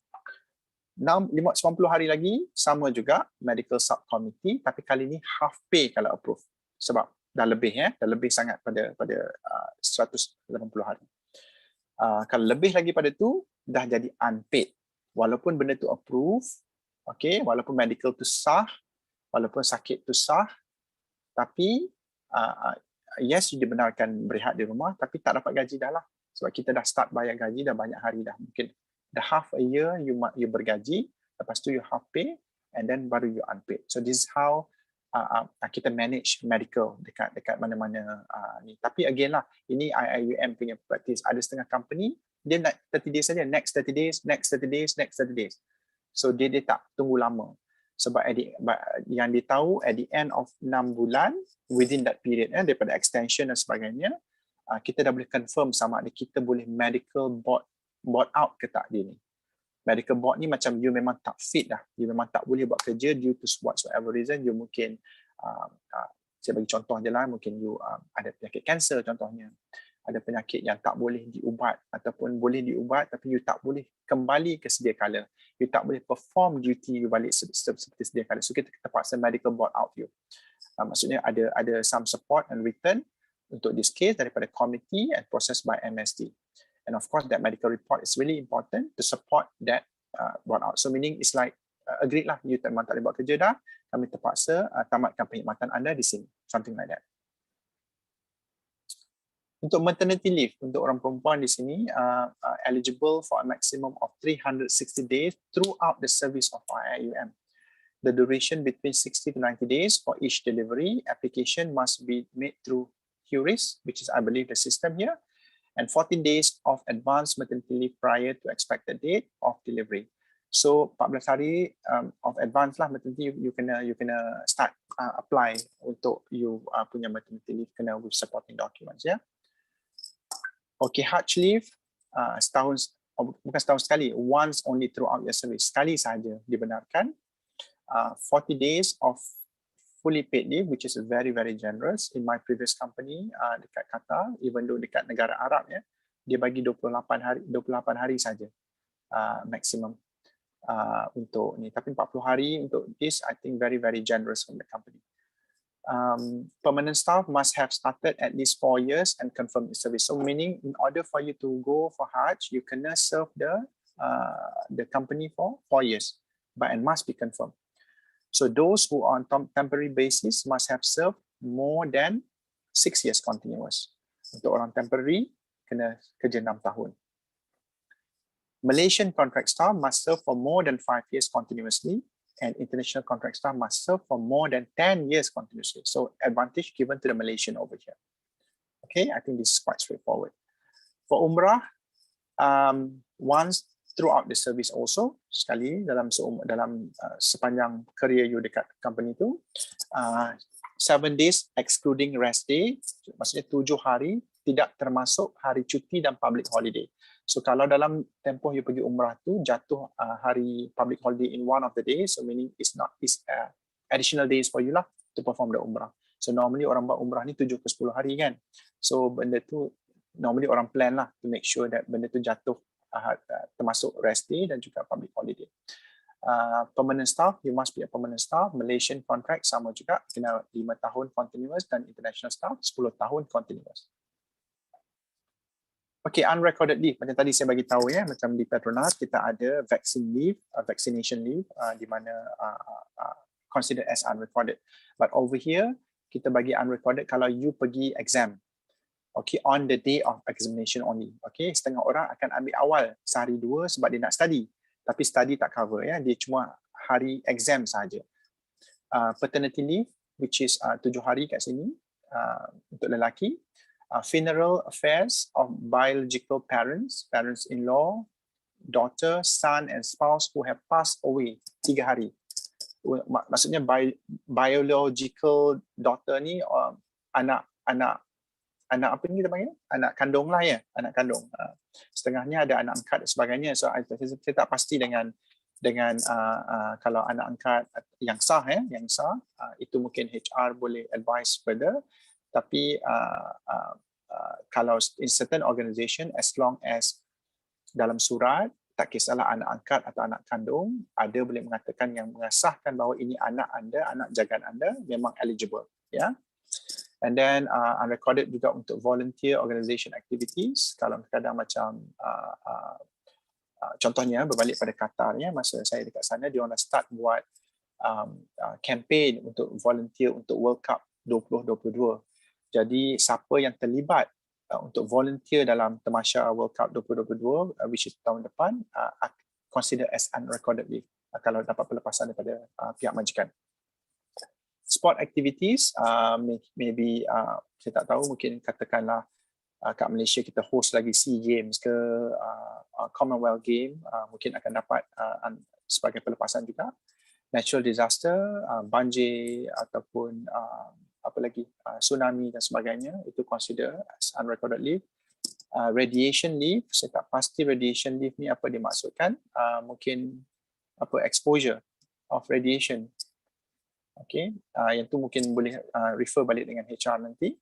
Dan association, which is annual general meeting, extraordinary meeting, annual training camp. But of course, this association must be endorsed and must be approved by IIUM prior you applying for this unrecorded leave.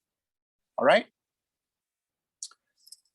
Okay, substitutional leave meaning cuti ganti. Okay, 1 day leave may be approved for every 9 hours of continuous work. Kalau maksudnya you bekerja 9 jam tanpa berhenti, you akan dapat substitute leave ya. Ataupun kerja 8 jam or accumulate overtime. Maksudnya overtime tu 8 jam berlanjutan. Then you akan dapat juga cuti gantian. Okay, alternative to those who are not entitled for overtime. Tapi again ya, kalau orang tu dalam nature pekerjaan dia dah entitled overtime, tak kisahlah dia datang weekend ke, dia kerja lebih masa pada hari-hari tertentu, dia dah entitled overtime dalam kontrak dia ataupun dalam policy, dia tak boleh dapat this substitute leave. Ya, substitute leave ni cuma yang tak entitled overtime saja yang boleh dapat substitute. Certain macam again berbalik pada saya punya experience, kita ada dua classification of employee. Kita panggil senior staff, kita panggil non-senior. So certain grade and above, senior staff, certain grade and below, non-senior. So non-senior ni normally they are entitled for overtime claim. So bila dia entitled for overtime claim, dia orang tak dapat lah di substitute leave. Tapi kalau you senior staff, you kena stay, you kena buat project, you kena then you have to come on the weekend contohnya, then you entitled for substitute leave. Okay, next one is overtime allowance cannot be claimed. Yeah, as mentioned just now, to claim within 3 months and to utilize within 6 months. Meaning kalau you dah claim this leave, you kena claim dalam tempoh 3 bulan daripada tempoh you bekerja kelebihan masa tu. Dan bila you dah dapat dan leave ni, you kena utilize, you kena pakai. Tak kisahlah pandemik ke tak pandemik ke, you kena pakai dalam tempoh 6 bulan. Okay, I hope it's clear. Half day leave. Half day leave, kita ada maksimum 180 hari. To apply only there is no more leave. Okay, in order for you to apply half day leave or unpaid leave, syarat nombor 1, you kena habiskan dulu annual leave you. Kalau you ada leave you lagi, kenapa you nak apply half day? Kan? That doesn't make sense, right? So based on the length of service is IMUM, for every completed years of service, 1 month of half pay leave subject to the maximum. All right. And this also can be applied due to the sickness for immediate family members.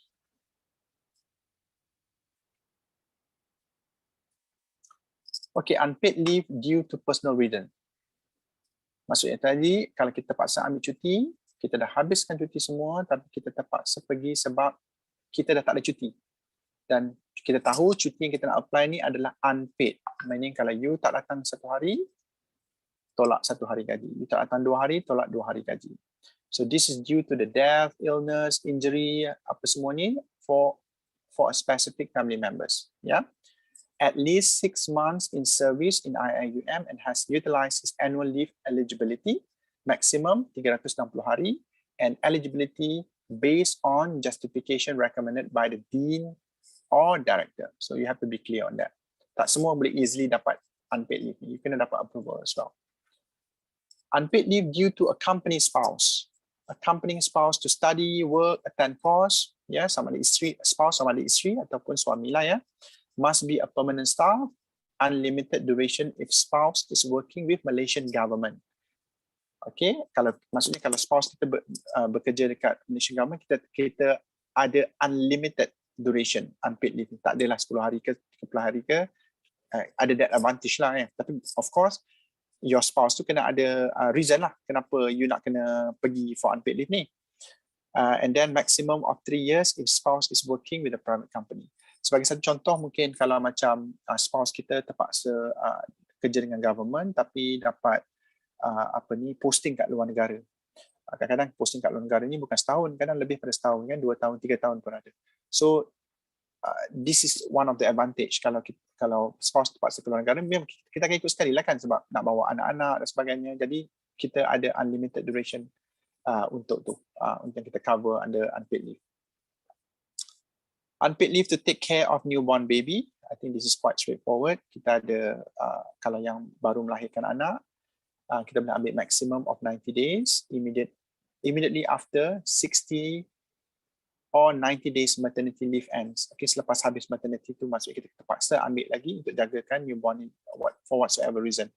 So maximum 5 kali during the service, in addition to the maternity leave benefit. Absent without leave. So this is also quite an interesting topic. So, ada juga cases di mana employee tak dapat dihubungi, employee tak bagi tahu majikan, tiba-tiba hilang tak datang kerja. Yeah? Absent without prior leave or permission shall be a discipline offence. Okay. Harap maklum ya, ini adalah satu kesalahan di mana HR ataupun management boleh ambil tindakan staff discipline. But again, it depends on the policies juga lah. Okay, department to issue administrative warning letter without justification and submit the case to office legal advisor. Okay, what I can share with you kan, masa saya bekerja, salah satu experience saya di mana employee tak datang bekerja selama 1 hari. So 2 hari. Lepas tu manager datang pada tanya aku dia tak datang 2 hari. Dan dia kata aku nak terminate dia. So I asked this question. I kata you dah try hubungi staff tu ke belum? Dia kata belum. So this is benda yang you kena buat. Sebab kalau you terminate someone and tiba-tiba dia memang ada masalah dan dia tak dapat hubungi you, then kita akan kena balik nanti dekat IR, Industrial Relation ataupun dekat Labour Office. So benda-benda macam ni kita kena cover. So kita kena make sure that kita dah buat due diligence. Kita kena buat kita punya check. Kita kena buat kita punya homework. Of course, setiap employee dia datang kerja, dia ada rekod kerja dia dengan majikan kan. Dia ada emergency contact number setengah tu ada 2 contact number, alamat rumah dan sebagainya. So cuba hubungi dengan semua cara. Surat berdaftar, hantar dan bagi masa dia untuk respon balik. Kadang-kadang dia makan masa hari ketiga, hari keempat untuk employee respon balik. There are cases where genuine ya, employee tu memang ada masalah, tak dapat hubungi sebab tiba-tiba family rumah terbakar contohnya. Dah tak boleh nak fikir dah nak call siapa, cuma fokus on keselamatan keluarga dan sebagainya, tiba-tiba benda tu berlanjutan 2-3 hari. Ya. Tapi kalau majikan tak call check situasi dan tiba-tiba employee tu sebenarnya memang ada masalah dan kita tak bagi dia support. Tapi ada juga kebanyakan kes dia memang betul lah. Dia tak nak resign, dia tak nak ni, tapi tiba-tiba dia hilang macam tu saja. Dia even ada setengah kes tu, dia dah even start kerja di tempat baru. Ini adalah genuine case di mana dalam employment law mengatakan bahawa kalau employee tak datang dan tak respon 3 hari berturut-turut, maksudnya kita ada hak untuk terminate dia.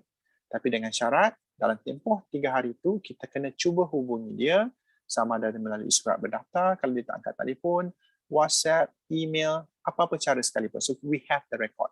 Sebab bila employee buat case nanti, contohnya katalah dia kata unfair dismissal, kita dah ada record dah yang kita dah buat semua benda ni untuk try to follow up dan dapatkan kepastian daripada dia, tapi dia tak menjawab kita. Okay, I hope this is clear.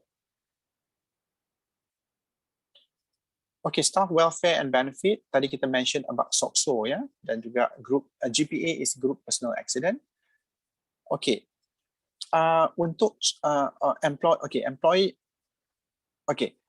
point number 2 ya, employee's contribution is to fund the invalidity pension scheme 24 hours coverage. Next one is employee's contribution to fund employment injury scheme. Coverage is limited to work. Okay, fine. Okay, I'll skip this. Let me explain to this. Yeah. SOCSO ni kan, kenapa kita kena contribute? Kita kena contribute sebab SOCSO ni nak protect kita. Di mana kadang-kadang berlaku kemalangan di tempat kerja. Ada juga cases di mana berlaku kemalangan semasa employee pergi kerja atau balik kerja. Okey. Kalau berlaku betul kemalangan semasa dalam ketiga-tiga situasi itu, SOCSO ada benefit yang dia kata apa? Cover kepada employee. Ya. Tapi there are cases, tapi benda ni quite orang kata tricky.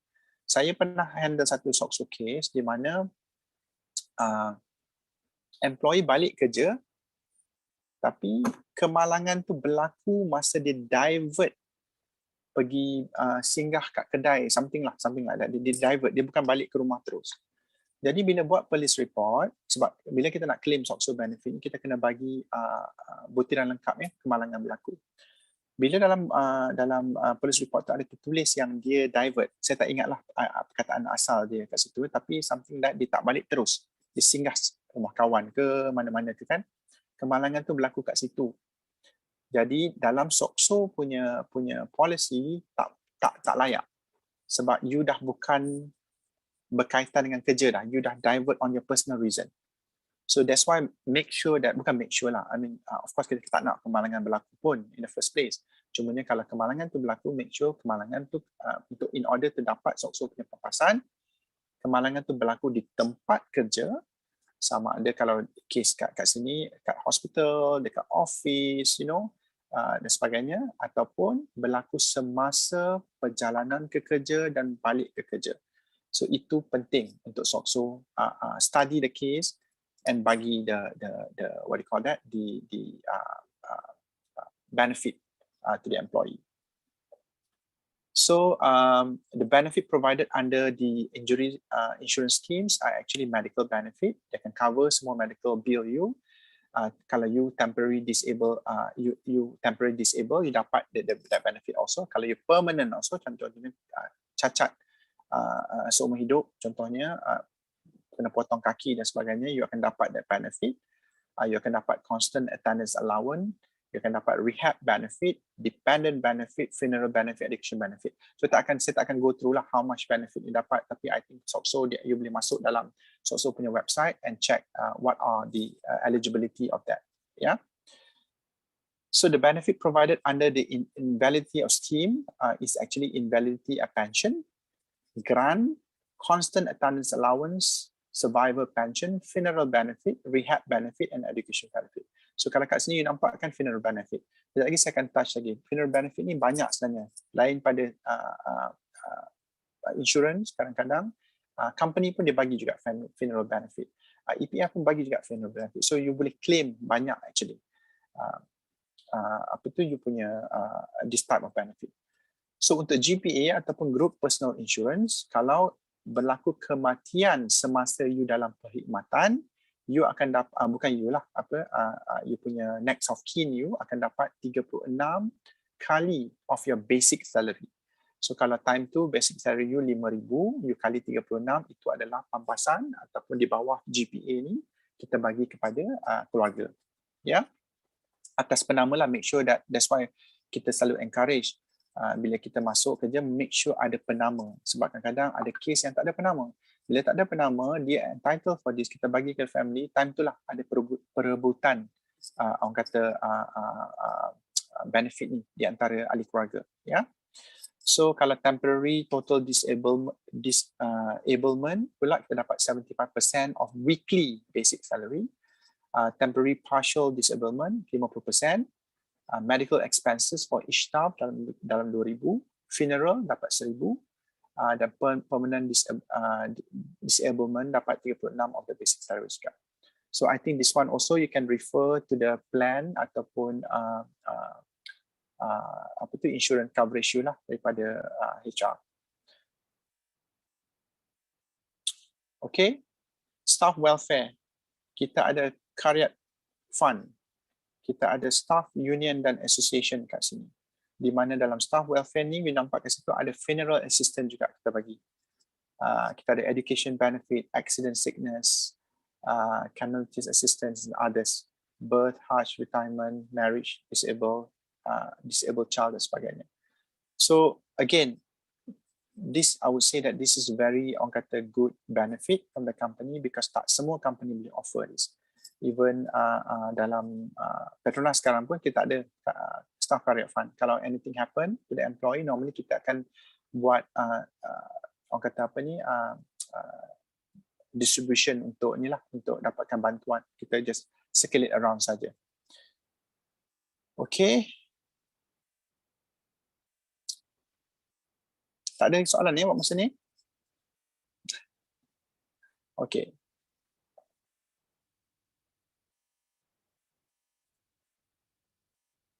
Saya nak tengok lagi ada berapa berapa slide lagi so that kita boleh manage the time accordingly.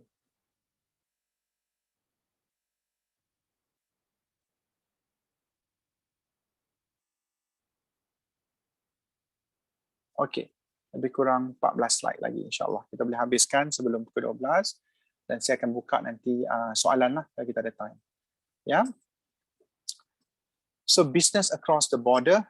Objective of this program is to provide opportunity for selected staff of IIUM to acquire alternative source of income upon retirement through business activities. So to instill entrepreneurship mindset among selected staff of IIUM, to appreciate staff who has been loyal in serving IIUM for 30 years and more, in strengthen ukhuwah among selected participants and establish their networking with entrepreneurs for business purposes after retirement. So technically, apa yang saya faham di sini, IIUM ada bagi opportunity untuk selected staff, but of course I believe you have to apply untuk dapatkan some income selepas retire daripada company lah. Ya, so bila kita sebut to alternative source of income, normally orang akan cakap pasal entrepreneurship, which is berniaga. Okay, nak buka koperasi ke, nak buka kedai laundry ke dan sebagainya. Dan I believe there is a program here di mana company boleh support. Tapi staff kena loyal lah by serving the company for 30 years or more. Tapi kalau you tak ada dalam this criteria, I believe you cannot apply for this program. Alright. So retirement benefit, kita ada staff who are appointed on permanent basis, confirmed in employment and serving the university for not less than 10 years are eligible. So meaning 10 years and above, you are eligible for the post-retirement benefit. The first one is Golden Handshake. What is Golden Handshake actually? Golden Handshake is actually whatever that you accumulated dalam part of your benefit dekat IIM. Sebagai contoh tadi, kalau kita ingat, kita cakap pasal annual leave yang kita tak utilize. So that unutilized annual leave can be accumulated and will be part of Golden Handshake and to be paid or given by the employee. So gratuity untuk 50 tahun ke atas sahaja, dan post-retirement medical benefit pun untuk 50 tahun ke atas. Cuma Golden Handshake saja eligible untuk both 14 years and above and 50 years and above. So retirement benefit fund ataupun RBF and also new retirement fund. Okey, untuk EPF kan, kita tahu yang majikan akan contribute 12%. Itu tertakluk daripada EPF punya rules lah daripada majikan. Tapi kalau kat sini saya tengok, kalau untuk pekerja yang bergaji 5,000 ke bawah, dia dapat 1% extra, which is 30% of contribution daripada company. So meaning every 30% of your basic salary is contributed to your EPF, di mana you boleh withdraw at the end of your 55 years and above. Yeah. So untuk retirement benefit fund pula, kita dapat 5.5 sama rata, sama ada gaji di bawah 5,000 ataupun 5,000 ke atas. Dan new retirement fund NRF is 5.8 untuk bergaji rendah bawah 5,000 dan untuk 5,000 ke atas 6.8. So in totality kalau kita tengok the contribution is sama je 24.3 untuk salary bawah dan salary bawah 5,000 dan salary di atas 5,000. Jadi maksudnya kat sini baguslah universiti tak pilih kasih ataupun dia tak really differentiate takat gaji, pokok gaji bawah 5 ataupun atas 5, which is very good program kat sini. Okay, untuk NRF, employer contribution is to be made immediately after appointment of staff on permanent status, and the amount is deposited to EPF on monthly basis. I think this is clear. A staff will automatically be eligible for RBF after having served the university for 1 year on permanent basis, and the amount is also deposited to EPF on monthly basis. So regardless, both are being contributed to EPF on monthly basis. Golden Handshake. Okay, Golden Handshake ni kita based on the total annual leave per year. Kalau total annual leave per year is 20 days, total entitlement for Golden Handshake per year is 10 days. Maksudnya separuh daripada tu. You boleh cash sebagai duit lah 10 hari tu. Dan this is part of your benefit. Kalau kita annual leave kita entitlement 25 hari, kita dapat 12 hari, kalau 30 ke 35 which is 15 days, So all for this Golden Handshake, 150 days throughout the service in the university. So the formula is as below, which is a number of accumulated leave kali your basic salary kali your fixed allowance over 30 hari. So this is going to be your entitlement of the amount of what you entitled for that. Yeah. I think Golden Handshake ni bagus. Tak semua company buat macam ni. Even throughout my company, tak ada satu pun yang ada Golden Handshakes. I think which is orang kata a good benefit lah untuk bagi company, untuk bagi employee stay longer in the organization. Okay, gratuity. The rate of gratuity is to be paid depends on the period of reckonable service and the last drawn salary of the staff. Again, the formula is as below. I don't think you don't need to remember this. Maybe when the times come, you will refer back to HR for the better understanding. This benefit is extended to IIUM staff who retires after the age of 50 years old and have served university for at least 10 years continuously. Baru dapat gratuity. So again, 10 years and above is your mandate kat situ. Post-retirement medical benefit. Post-retirement meaning bila you dah retire dengan company, you still entitled that medical benefit di bawah IIUM. Dengan syarat, IIUM retirees who retires due to reaching compulsory age reason and spouse are eligible for free medical facilities at government hospital. Yeah? Free treatment facilities at IJN, free treatment at university clinic, and free treatment at IIUM medical camp. So walaupun kita ada benefit ni kan, cumanya dia punya tempat itu agak limited. Tak semua, maksudnya you tak bolehlah walk in untuk semua untuk semua klinik untuk dapatkan ni, tak. So which actually fair lah kan, sebab first you dah retire. you dah tak bekerja dengan IIUM. Mungkin kalau you ke IIUM, you ada your list will be extensive. Tapi disebabkan oleh your loyalness, your loyalty dengan company, and also kita appreciate your perkhidmatan you, kita bagi di start of orang kata benefit dekat IGN, dekat University Clinic dan juga dekat Medical Center. So any retiree who is due to his illness may be covered by these rules up to maximum of 90 days. Thereafter, the case may be decided by medical board. So maximum 90 days you dapat this due to your illness. Tapi kalau ada cases yang extended or more than 90 days, dia akan bawa benda ni untuk decide kan by medical board.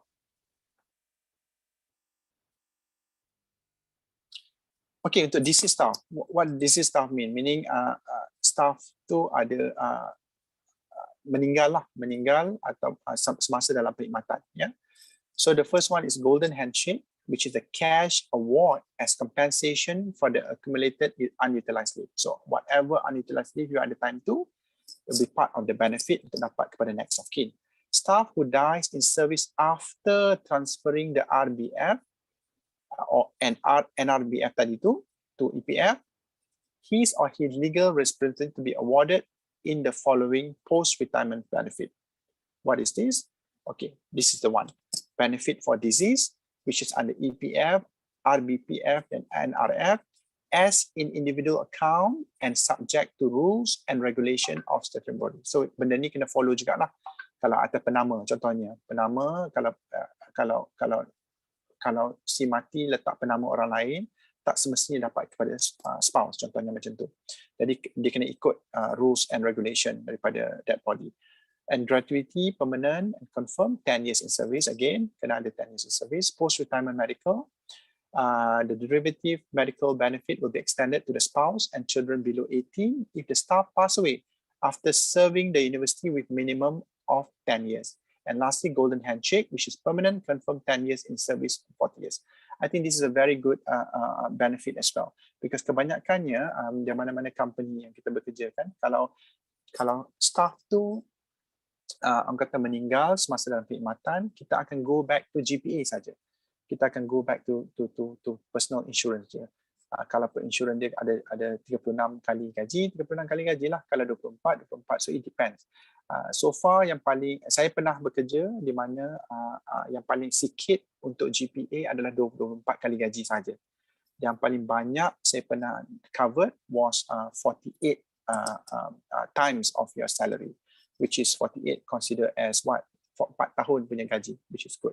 So again, it depends on the company, it depends on the benefit given, it depends on how much company willing to spend on their employees, because certain company they really orang kata apa, bagi benda-benda macam ni, dia nak attract employee to stay, to feel secure and to happy working with. Yeah, so it depends. But for me, this is very good already from IIUM.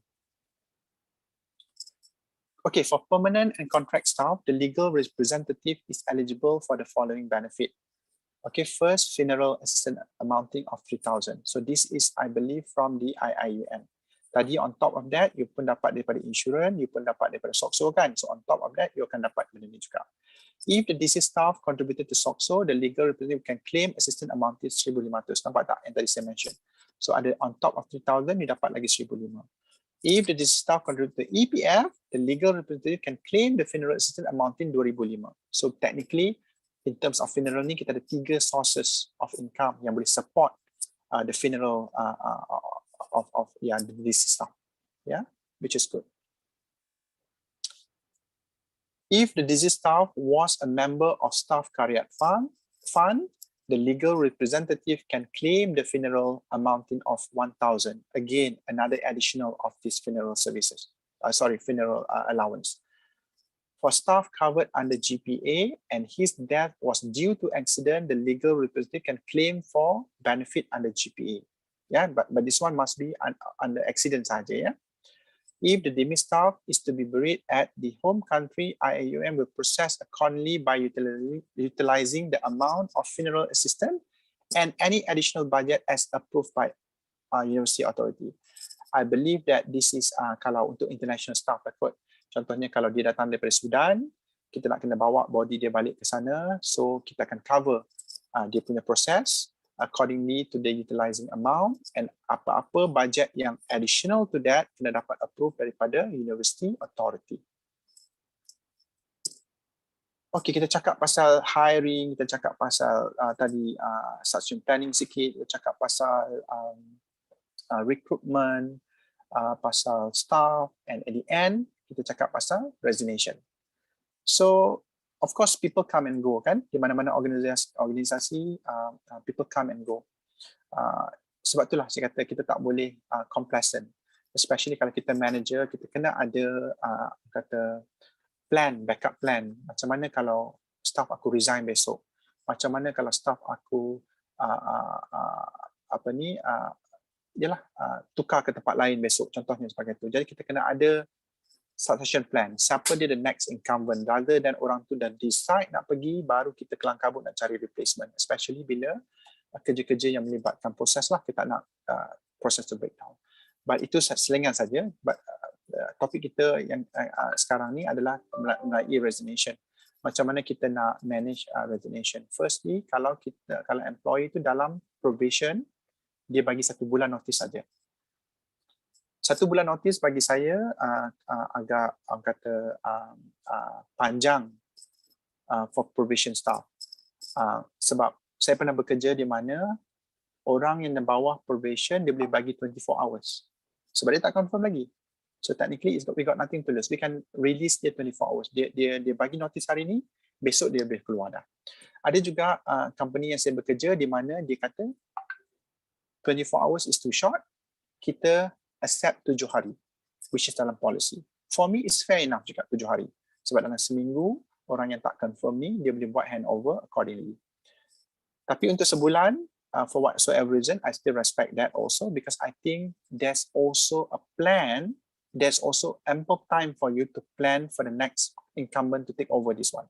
So kalau sebulan tu, on top of dia punya handover, on top of dia punya benda-benda yang ongoing tu, manager ada masa untuk cari the replacement, which is fair juga bagi I. Okay, tapi kebanyakan confirm staff, kalau nak resign, I think 3 bulan is minimum.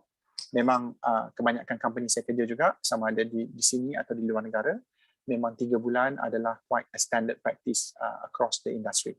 Ya, ataupun 1 month salary in lieu of notice. Okay, apa maksudnya itu? Contohnya ya, saya confirm staff, saya nak resign Petronas sebab saya nak kena join company lain lah yang mungkin offer saya lebih ke, ataupun position saya lebih bagus di sana ke, dan sebagainya. Contoh Jadi company baru tu nak saya cepat. Dia kata, Hasrul, saya tak boleh tunggu 3 bulan. Saya boleh tunggu sebulan sahaja, maximum. Or else saya terpaksa decline. Ataupun saya terpaksa bagi offer ni kepada orang lain. Of course saya tak nak. Saya nak pergi kan. Jadi apa saya buat? Saya kena negotiate dengan majikan baru saya. Kata, okay fine. Saya boleh bagi sebulan. Tapi 2 bulan lagi tu, company lah bayar. Company baru tu kena bayar. Sebab tu dia panggil sini 1 month salary in lieu of service. Kalau 2 bulan, maksudnya 2 month salary in lieu of service. Jadi contohnya kalau gaji bulanan saya, contohnya 5,000. Jadi company baru yang nak ambil saya tu, kena bayar 10,000 kepada Petronas. So that's how people buy in the resignation period. So saya still serve 1 bulan, 2 bulan lagi tu dibayar oleh majikan baru. Okay? Ada setengah company tak nak buat macam tu. Tapi employee sendiri nak pergi juga. Jadi apa employee buat, tak apalah, company tak nak bayar, aku bayar 2 bulan tu. Kalau employee banyak duit lah, boleh lah buat benda tu. Ada juga case macam tu. So it depends. So normally employee dia akan negotiate dulu dengan company baru. Kalau benda tu tak boleh juga, dan dia akan tengoklah sama ada dia nak buy off sendiri dia, pakai duit dia sendiri, ataupun dia terpaksa juga go through for 3 months. Ya, contohnya kat sini. Okay, some salary survey. Kita kan dekat Malaysia ni banyak tau salary survey. It's not just job street. So far yang I pernah involve dengan Tower Watson, dengan Mercer, dengan apa lagi ya, Michael Page, dengan satu lagi apa, Michael Page dengan Robert Walters. So diorang ni selalu suka keluarkan salary survey at the end of the year. So diorang cuma nak make sure, kenapa salary survey ni penting ya, sebab nak make sure that certain position yang ada kat organisasi, tak kisahlah di IIUM ataupun di industri yang lain, kita selalu kompetitif. Kita tak terlalu bayar below the market ataupun kita tak terlalu bayar terlebih daripada market, so that bila kita move people across the industry, kita akan dapat the same orang kata percentage of estimation, sama ada kita tahu kita boleh expect 20% increase, 10% increase dan sebagainya. So ini salah satu contoh daripada job street salary survey. Saya rasa tahun 2018 kat sini, di mana 3 post kat sini. Sebenarnya salary survey ni untuk semua position. HR manager pun ada, marketing director pun ada, tapi cuma ni contoh saja. Untuk kalau accounting, untuk kalau dalam post melibatkan accounting, untuk non-executive maybe accounting officer, accounting assistant, ranges dia between 1908 ke 2522. So ini adalah good reference. Contohnya katalah saya company X contohnya. Saya tengok okay, saya ada non-executive sekarang ni, dalam non-executive sekarang tak ramai, katakan dalam company saya non-executive ada 20 orang. Daripada 20 orang ni 5 orang yang buat kerja accounting. Jadi saya tengoklah benchmarking. Okey, yang paling rendah so far Ali, contohnya Ali dapat 2,000. Yang paling tinggi so far dapat 2,400. So saya tengok balik-balik, oh okay, fine, because it's within the range. So saya tak underpaid ataupun saya tak overpaid my staff. Okay, contohnya untuk reference. Sama juga administration post kat situ. Kita boleh buat as reference dan juga ICT related. Tapi kalau certain salary survey ni dia very, orang kata very detail. Macam dia kalau accounting tu dinamakan betul-betul accounting officer ataupun account officer, account executive, account senior executive. So tiga level tadi tu sebagai contoh, dia ada dia punya range masing-masing based on the survey. Okay? But as long as the company is not underpaid, for me it's fine. But most of the company normally they are pay slightly higher from the survey. Yeah, because the survey ni dia buat secara menyeluruh, dia tak ikut industri. Ada juga yang ikut industri tapi you kena beli survey tu. Kalau macam contoh saya pernah bekerja dengan Baker Hughes dulu, one of the oil field services company daripada US. Kita nak beli salary survey untuk oil field services sahaja. Maksudnya dia akan benchmark dengan Schlumberger, dengan Weatherford, dengan Baker Hughes, dengan apa lagi, BJ Services, semua tu all field services, ya.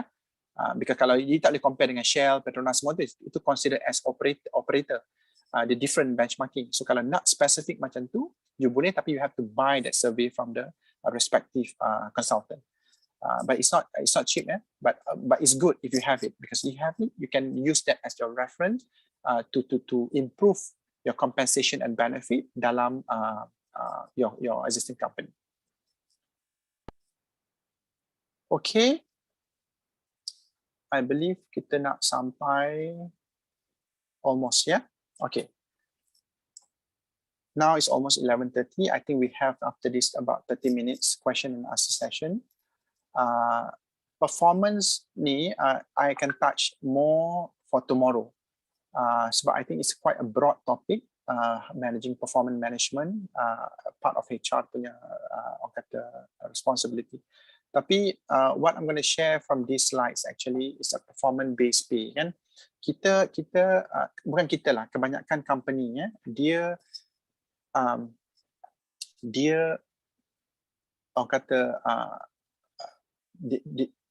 kalau contohnya macam ni, kalau performance based pay ni macam contohnya kalau you perform, kita bagi. Sebab tu certain company dia bagi performance bonus. Dia tak panggil annual bonus. Kalau annual bonus ni macam semua dapat. Tapi kalau performance bonus ni dia based on your performance. Contohnya kalau saya dapat the highest performance, saya punya bonus tak akan sama dengan orang yang standard performance. So dia ada dia punya rating, dia ada weightage dekat situ. Jadi weightage ni of course lah certain company dia buat dia punya formula sendiri. Kadang-kadang dia buat dia stretch sama ada is 0.5, 0.75, 1, 1.25. It depends. There's a lot of ways to calculate this performance based pay ni. Tapi dekat sini apa yang kita tengok actually kalau nak tengok performance based pay, kita ada 3 aspek kat sini, which is positive aspect, threats and also action. Kalau positive aspect ni kita tengok employee motivation tu kan. Kalau dia buat satu kerja tu dia really motivated, maybe sebab dia suka kerja tu, dia suka berinteraksi dengan dia punya customer ataupun klien dia, ada internal or external, benda ni could be a plus point. Sebab dia buat, dia achieve, dia buat, it's like you are really love your job so much. Okay. Another positive aspect is employee engagement. He's really engaged. Kita suruh je Hasrul buat tolong arrange this meeting dengan 5 stakeholders. Sekejap saja dia boleh manage all this. Sebab dia really engaged. Dia tahu how to connect. Dia tahu mana nak cari masa. Dia tahu mana nak cari kata apa peluang untuk dapatkan ke 5 stakeholders. Seterusnya meeting targets. Meaning each assignment that was given to this particular person, dia ada targets dia. Apa aku nak achieve at the end of this session? Apa aku nak achieve at the end of this project? So dia tahu ya. So benda tu semua been evaluated. Sama juga improving of performance ya. So semua ni been evaluated. Jadi this evaluation will be part of your performance feedbacks at the end of the financial year, which relates to your like I said, bonuses ke, increment ke dan sebagainya. But on top of that, juga kita tengok juga apa action dia buat ni. Dia ada standardization, training and performance assistance. Certain action kan, dia nak standardization ni is how you want to make it standardized across the business. Kalau you in a multi-level company which have a matrix organization, bila kata matrix organization ni, dia punya org chart tu berlapis-lapis. It's very, very difficult and challenging to have one standardization process. Tambahan pula, sebab certain stakeholders does not orang kata base dekat KL atau kat Malaysia. Setengah stakeholders base kat Brazil, dekat Italy dan sebagainya. Kan, so nak dapatkan one standardization orang kata formula ataupun process is quite challenging. Tapi you have to do it for somehow or other. Training, again, how you can include training as part of your performance. Certain orang percaya yang kalau kita lagi banyak aku masuk training, lagi knowledge aku. I don't believe in that. Because for me, kalau kita masuk training ni, I cuma dapat 20% saja. Again, it's my belief. You tak boleh kata, mungkin you punya perception lain. Bagi saya, kalau saya masuk training, saya cuma dapatkan 20% saja apa yang saya belajar. 80% tu is the actual work, is actual implementation, actual involvement. 20% tu you pakai as your, orang kata, maybe technique or maybe to improve the processes, to manage the situation, benda-benda macam tu. And performance assessment is where you assess your performance. Yeah, assess your performance through what? Tadi kita mention pasal competencies. Kita ada KPI. That's how you assess. What is your KPI all about? KPI you mungkin you kena achieve. Kalau you salesperson, at the end of the year you kena achieve certain target. Kalau you salesperson kereta, aku kena jual kereta ni 50 biji dalam tempoh beberapa bulan.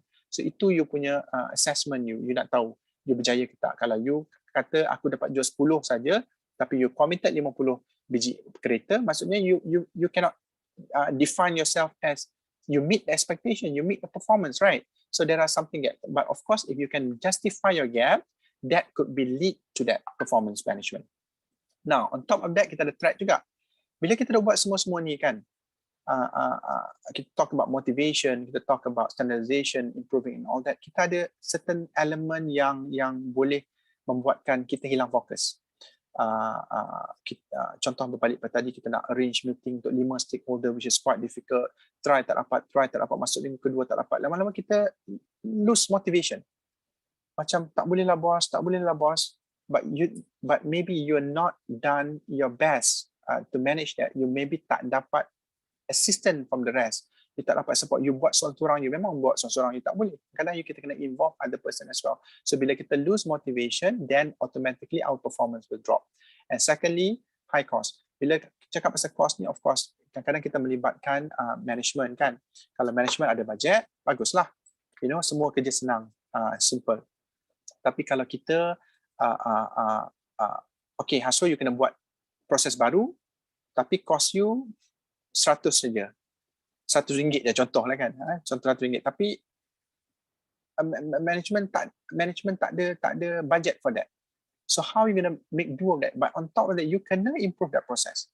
So you must come with ideas. You must come with solution. You must come with some recommendation, proposal, in order for the company or the management to buy instead. But of course, benda ni it's not easy, because performance and financial ni dia memang link together. Certain company dia tak nak fikir benda ni, dia bagi contractual bonus. Contohnya macam certain company dia bagi 13 bulan gaji. Maksudnya at the end of the year, company tu perform ke tak perform ke, awak perform ke awak tak perform ke, you still entitled for 1 bulan bonus, which is gaji ke-13 tu. Okay, faham kan? Jadi setengah orang buat macam tu, but setengah orang they really particular, they really go for performance, they really want to ensure that employee achieve certain level. That's why they have all these KPI, they have all this element. So to make sure that bila kita do a one-to-one performance management, kita really touch base on what you really do. Kita betul-betul go line by line. That's why performance management bila kita touch besok, dia lebih kepada a one-to-one, how we want to manage a one-to-one discussion. Setengah orang tu, again based on my experience, bila kita bagi tahu kat staff, sorry, staff, you are standard performer, you bukan outstanding, disebabkan A, B, C, and D. Kenapa pula bos? Aku dah buat ni, aku dah buat tu. So this is the way you need to manage the conversation. Sebab employee fikir dia dah buat, tapi sebenarnya kita as a manager, kita manage, kita nampak dia tak achieve, because that relates to what you've been doing, what you've been submitting, right? So these are the things that we need to check and balance. So I think that's about it untuk minggu ni. So as I promised, I really hope to hear some questions from all of you. Doesn't matter in English or in Bahasa. I'm trying my level best to guide and also to give my answer based on experience that I've gone through. Over to you, Shira. Maybe you want to manage the question and answer session.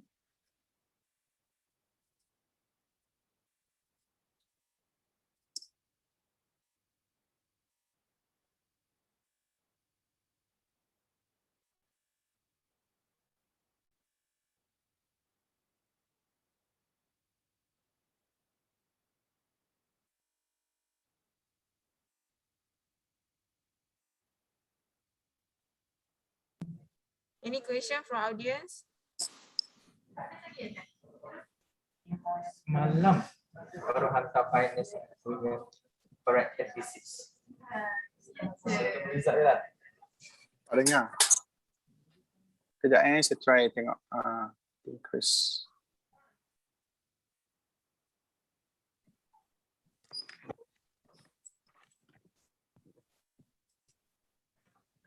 Boleh ulang soalan?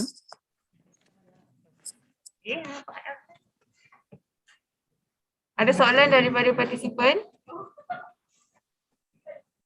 Boleh tulis di ruang chat ataupun boleh buka audio untuk berbicara.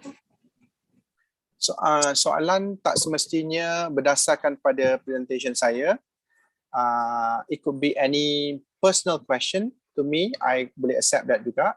Ataupun based on your experience. Kalau bukan dekat IIUM ataupun dekat tempat lain sebelum IIUM you bekerja. Kalau nak rahsiakan nama pun saya tak ada masalah. So it's very, very informal. So I hope to hear a few questions from you.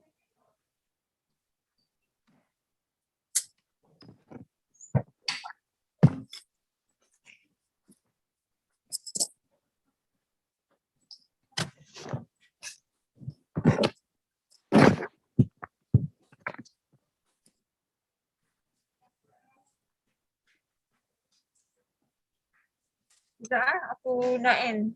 Kau pukul 12 dah ada pergi mana? Okay, ada satu soalan sini daripada Muhammad Najmi. Saya ada soalan, apa perbezaan staff permanent dengan confirm? Okey. Saya akan, okey. Saya panggil saya panggil Najmi boleh ya, Najmi? Okey. Staff permanent dengan confirm ya. Actually, ini adalah dua perkara yang berbeza ya, Najmi. Permanent staff can be a confirmed staff juga. Confirm tu adalah confirmation in your employment. Okay? It could be a contract staff, bukan permanent, tapi confirmed staff in the employment. Kalau you nak bezakan permanent staff dengan contract staff atau part-time staff, itu boleh saya boleh huraikan. Tapi kalau nak perbezaan antara permanent dengan confirm tu adalah dua benda yang berbeza. So you are permanent staff, tapi you under probation. Lepas tu you tak perform, you still kena extend the probation. Tapi you still permanent staff. Tapi selagi you tak confirm in the employment, selagi you tak achieve your target ataupun your expectation from your manager, you are not a confirmed staff. Saya harap saya jawab soalan Najmi tu.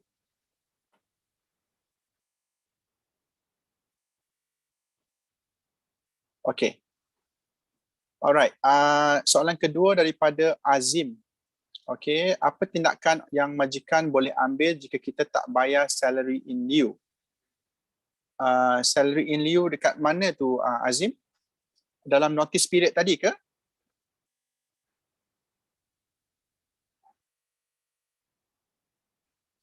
Kalau boleh confirm balik. Ya, okay. Salary in lieu, kalau contohnya majikan baru tak nak ambil, ya. Apa tindakan majikan boleh ambil jika tak nak bayar salary? Okay, sebenarnya tak boleh. Sebab dalam kontrak kita, bila kita terima kontrak appointment kita daripada sebuah syarikat, kita dah bagi tahu kat situ, kalau kita nak resign, kita bagi sebulan notice. Kalau kita dah confirm, kita kena bagi 3 bulan notice. Itu dah tertera dan kita dah sign kontrak tu. Jadi kalau berbalik pada soalan ni, apakah tindakan majikan boleh diambil? Dia boleh sue you dekat court. Jadi maksudnya you resign the company with short notice period. Dia ada case kat situ kalau dia nak pergi ke situ lah. Ataupun selalunya dia kena negotiate. Selalunya kalau case macam ni dia negotiate. Dia kata sorry, company baru saya tak ada duit nak bayar, saya pun tak ada duit nak bayar in lieu. Boleh tak saya nak serve sebulan sahaja? Tolonglah saya nak pergi juga company baru. Sebagai contoh itu selalunya HR kena minta special approval kalau ada that conversation.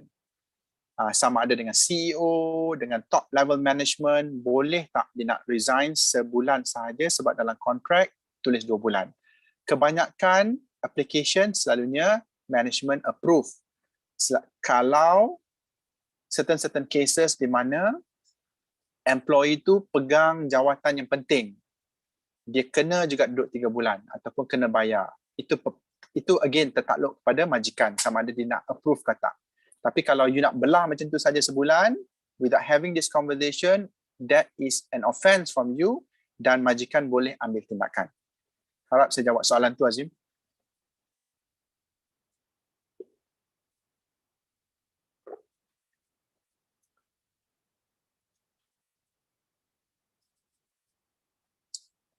Ada soalan lain lagi?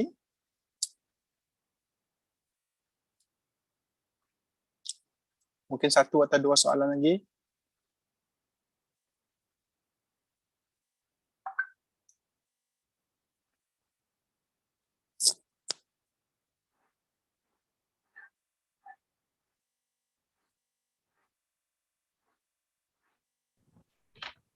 Assalamualaikum, Cik Hazrul. Salam. Okay, Syahrul Zuraida here from the admin side. Yes, Zuraida. Actually, I just finished one meeting. Mungkin saya tak dapat dengar the whole of your session.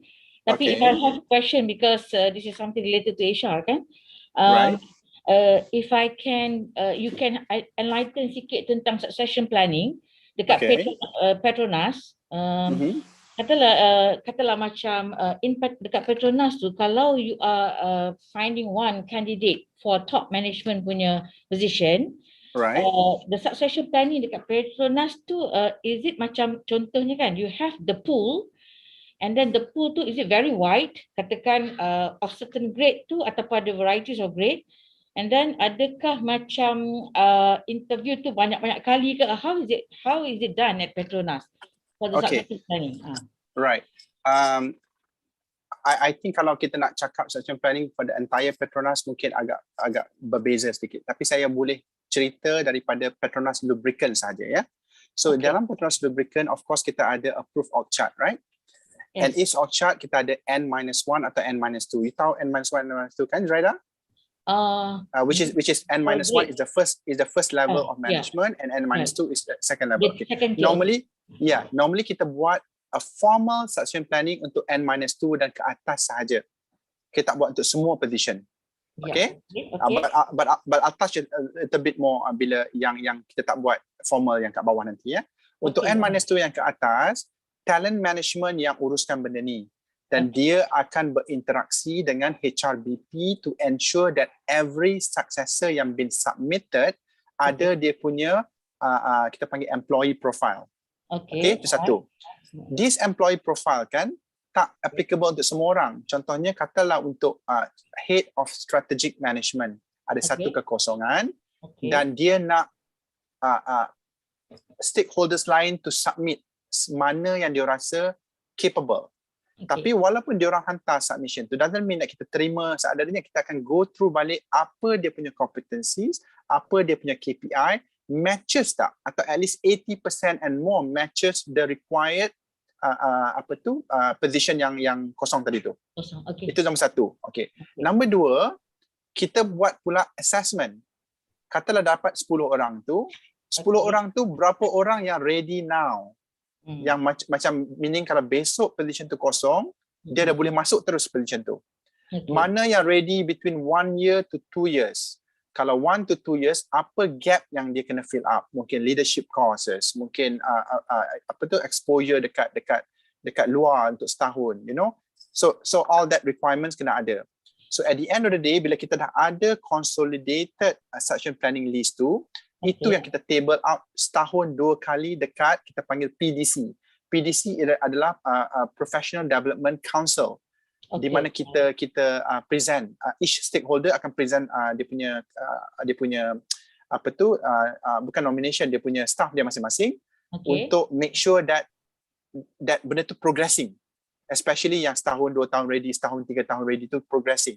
So at the end of the day kita tahu dah macam bila tiba-tiba bulan depan tak that position memang ada kekosongan, kita dah tahu dah siapa in priority yang akan fill up that position. Okay? Alright. Tapi kalau untuk yang N-3 ke bawah tu, kita kata tak ada formal kan? Itu HRBP deal directly dengan manager sahaja. Maksudnya kalau kita itu HRBP kena be proaktif lah. Contohnya kata Encik Ikhwan, sekarang ni nampak macam this executive position ni dah lama sangat orang ni. Katalah besok dia pindah tempat lain. You dah ada successor ke? Then you cuma build dengan dia saja. You tak masuk PDC, you tak melibatkan management, you tak masuk competition effort. It's just between the manager managing the succession planning with the HR sahaja time tu. Okay. Yeah. Cuma Cik Hasrul, back to the N1 and 2, N-1 and 2 tadi. Yeah. When you say about readiness tu, is actually bila kekosongan tu ada, the readiness tu you siap-siap dah rank the 10 people, for example tadi you rank the 10 people, and then the possibility of memang rank 1 tu yang akan pergi ataupun akan masuk situ. Betul. lagi. Ya, betul. Tapi Zuraida, you kena take note tau. Kadang-kadang one profile, contohnya contohnya Zuraida is one of the successor untuk X position kan. Tapi tak semestinya untuk X position tu saja tau. Certain profile dia boleh berkembang sampai 2 ke 3 position, different position. And the readiness pun berbeza. Contohnya position A ready now, position B ready now juga, position C ready in 1 year. Kita broaden that aspect so that kita tak ada orang kata ketandusan nomination kat situ. Tapi kita talent management kena memainkan peranan lah, kena make sure yang especially yang not ready now tu apa gaps yang kita nak fill up. Dia tak semestinya semua training. Kadang-kadang dia rotation, kadang dia kena be seconded dekat luar. Kadang-kadang requirement tu dia kena duduk dekat luar dalam tempoh 2 tahun. So tengok apa projek yang ada kat Turkmenistan ke, dekat UK ke, dekat Sudan ke. Kat situ kita rotate people around. Okay. So I understand about yang broaden tu, tapi back to kalau yang katalah ada 10 dan you dah rank dia, maknanya tidak ada lagi assessment you ambil 1 to 5, rank 1 to 5 tu untuk fill up the post. Terus ambil rank 1 because you dah buat the assessment profiling tu semua dah siap untuk just pick the rank 1, right? For that position. Okay, on paper, Zuraida, yes, rank 1 is eligible. Tapi normally kita go back to dia punya not hiring manager, to dia punya immediate manager. Are you agree to release him or her now? Okay, there are also a pushback from the manager, even though dia rank number 1, tapi manager pushback sebab tak boleh hasut sekarang, boleh tak in January tahun depan sebab dia tengah buat satu special project sekarang ni, which is due date December. So tak adil lah, tak fair lah. Walaupun dia memang rank now, dah kita ikut proses betul-betul, tapi dia negotiate on the timeline. Tapi dia still incumbent lah. Dia still orang kata the best incumbent. So kalau management agree dalam 3-4 bulan ni nak fill the gap temporary with somebody else ataupun interim, then tak apa, fine. Then of course kalau tak boleh, then they kena come back and negotiate. Boleh tak someone else doing that project untuk dapatkan si Mamat ni for that position, contohnya. So it's not just pick like that saja tau. Walaupun kita pick di dalam rank, we should make aware to everybody. Tapi kita kena go back to the manager, dapatkan blessing, dapatkan dia punya green light tu. Boleh tak sekarang, boleh tak effective 1st of September. Itulah yang kadang kata, tak boleh dia tengah buat projek tu nak habis lagi 3 bulan, boleh tak habis lebih 3 bulan baru kita masukkan.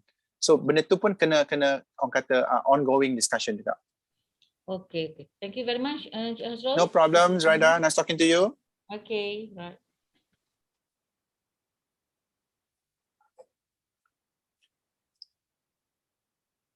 Okay, dekat chat box pun dah tak ada soalan, unless maybe one more last question. Kalau dalam 1 minute tak dapat question, then maybe kita boleh urgent and prepare for tomorrow pula.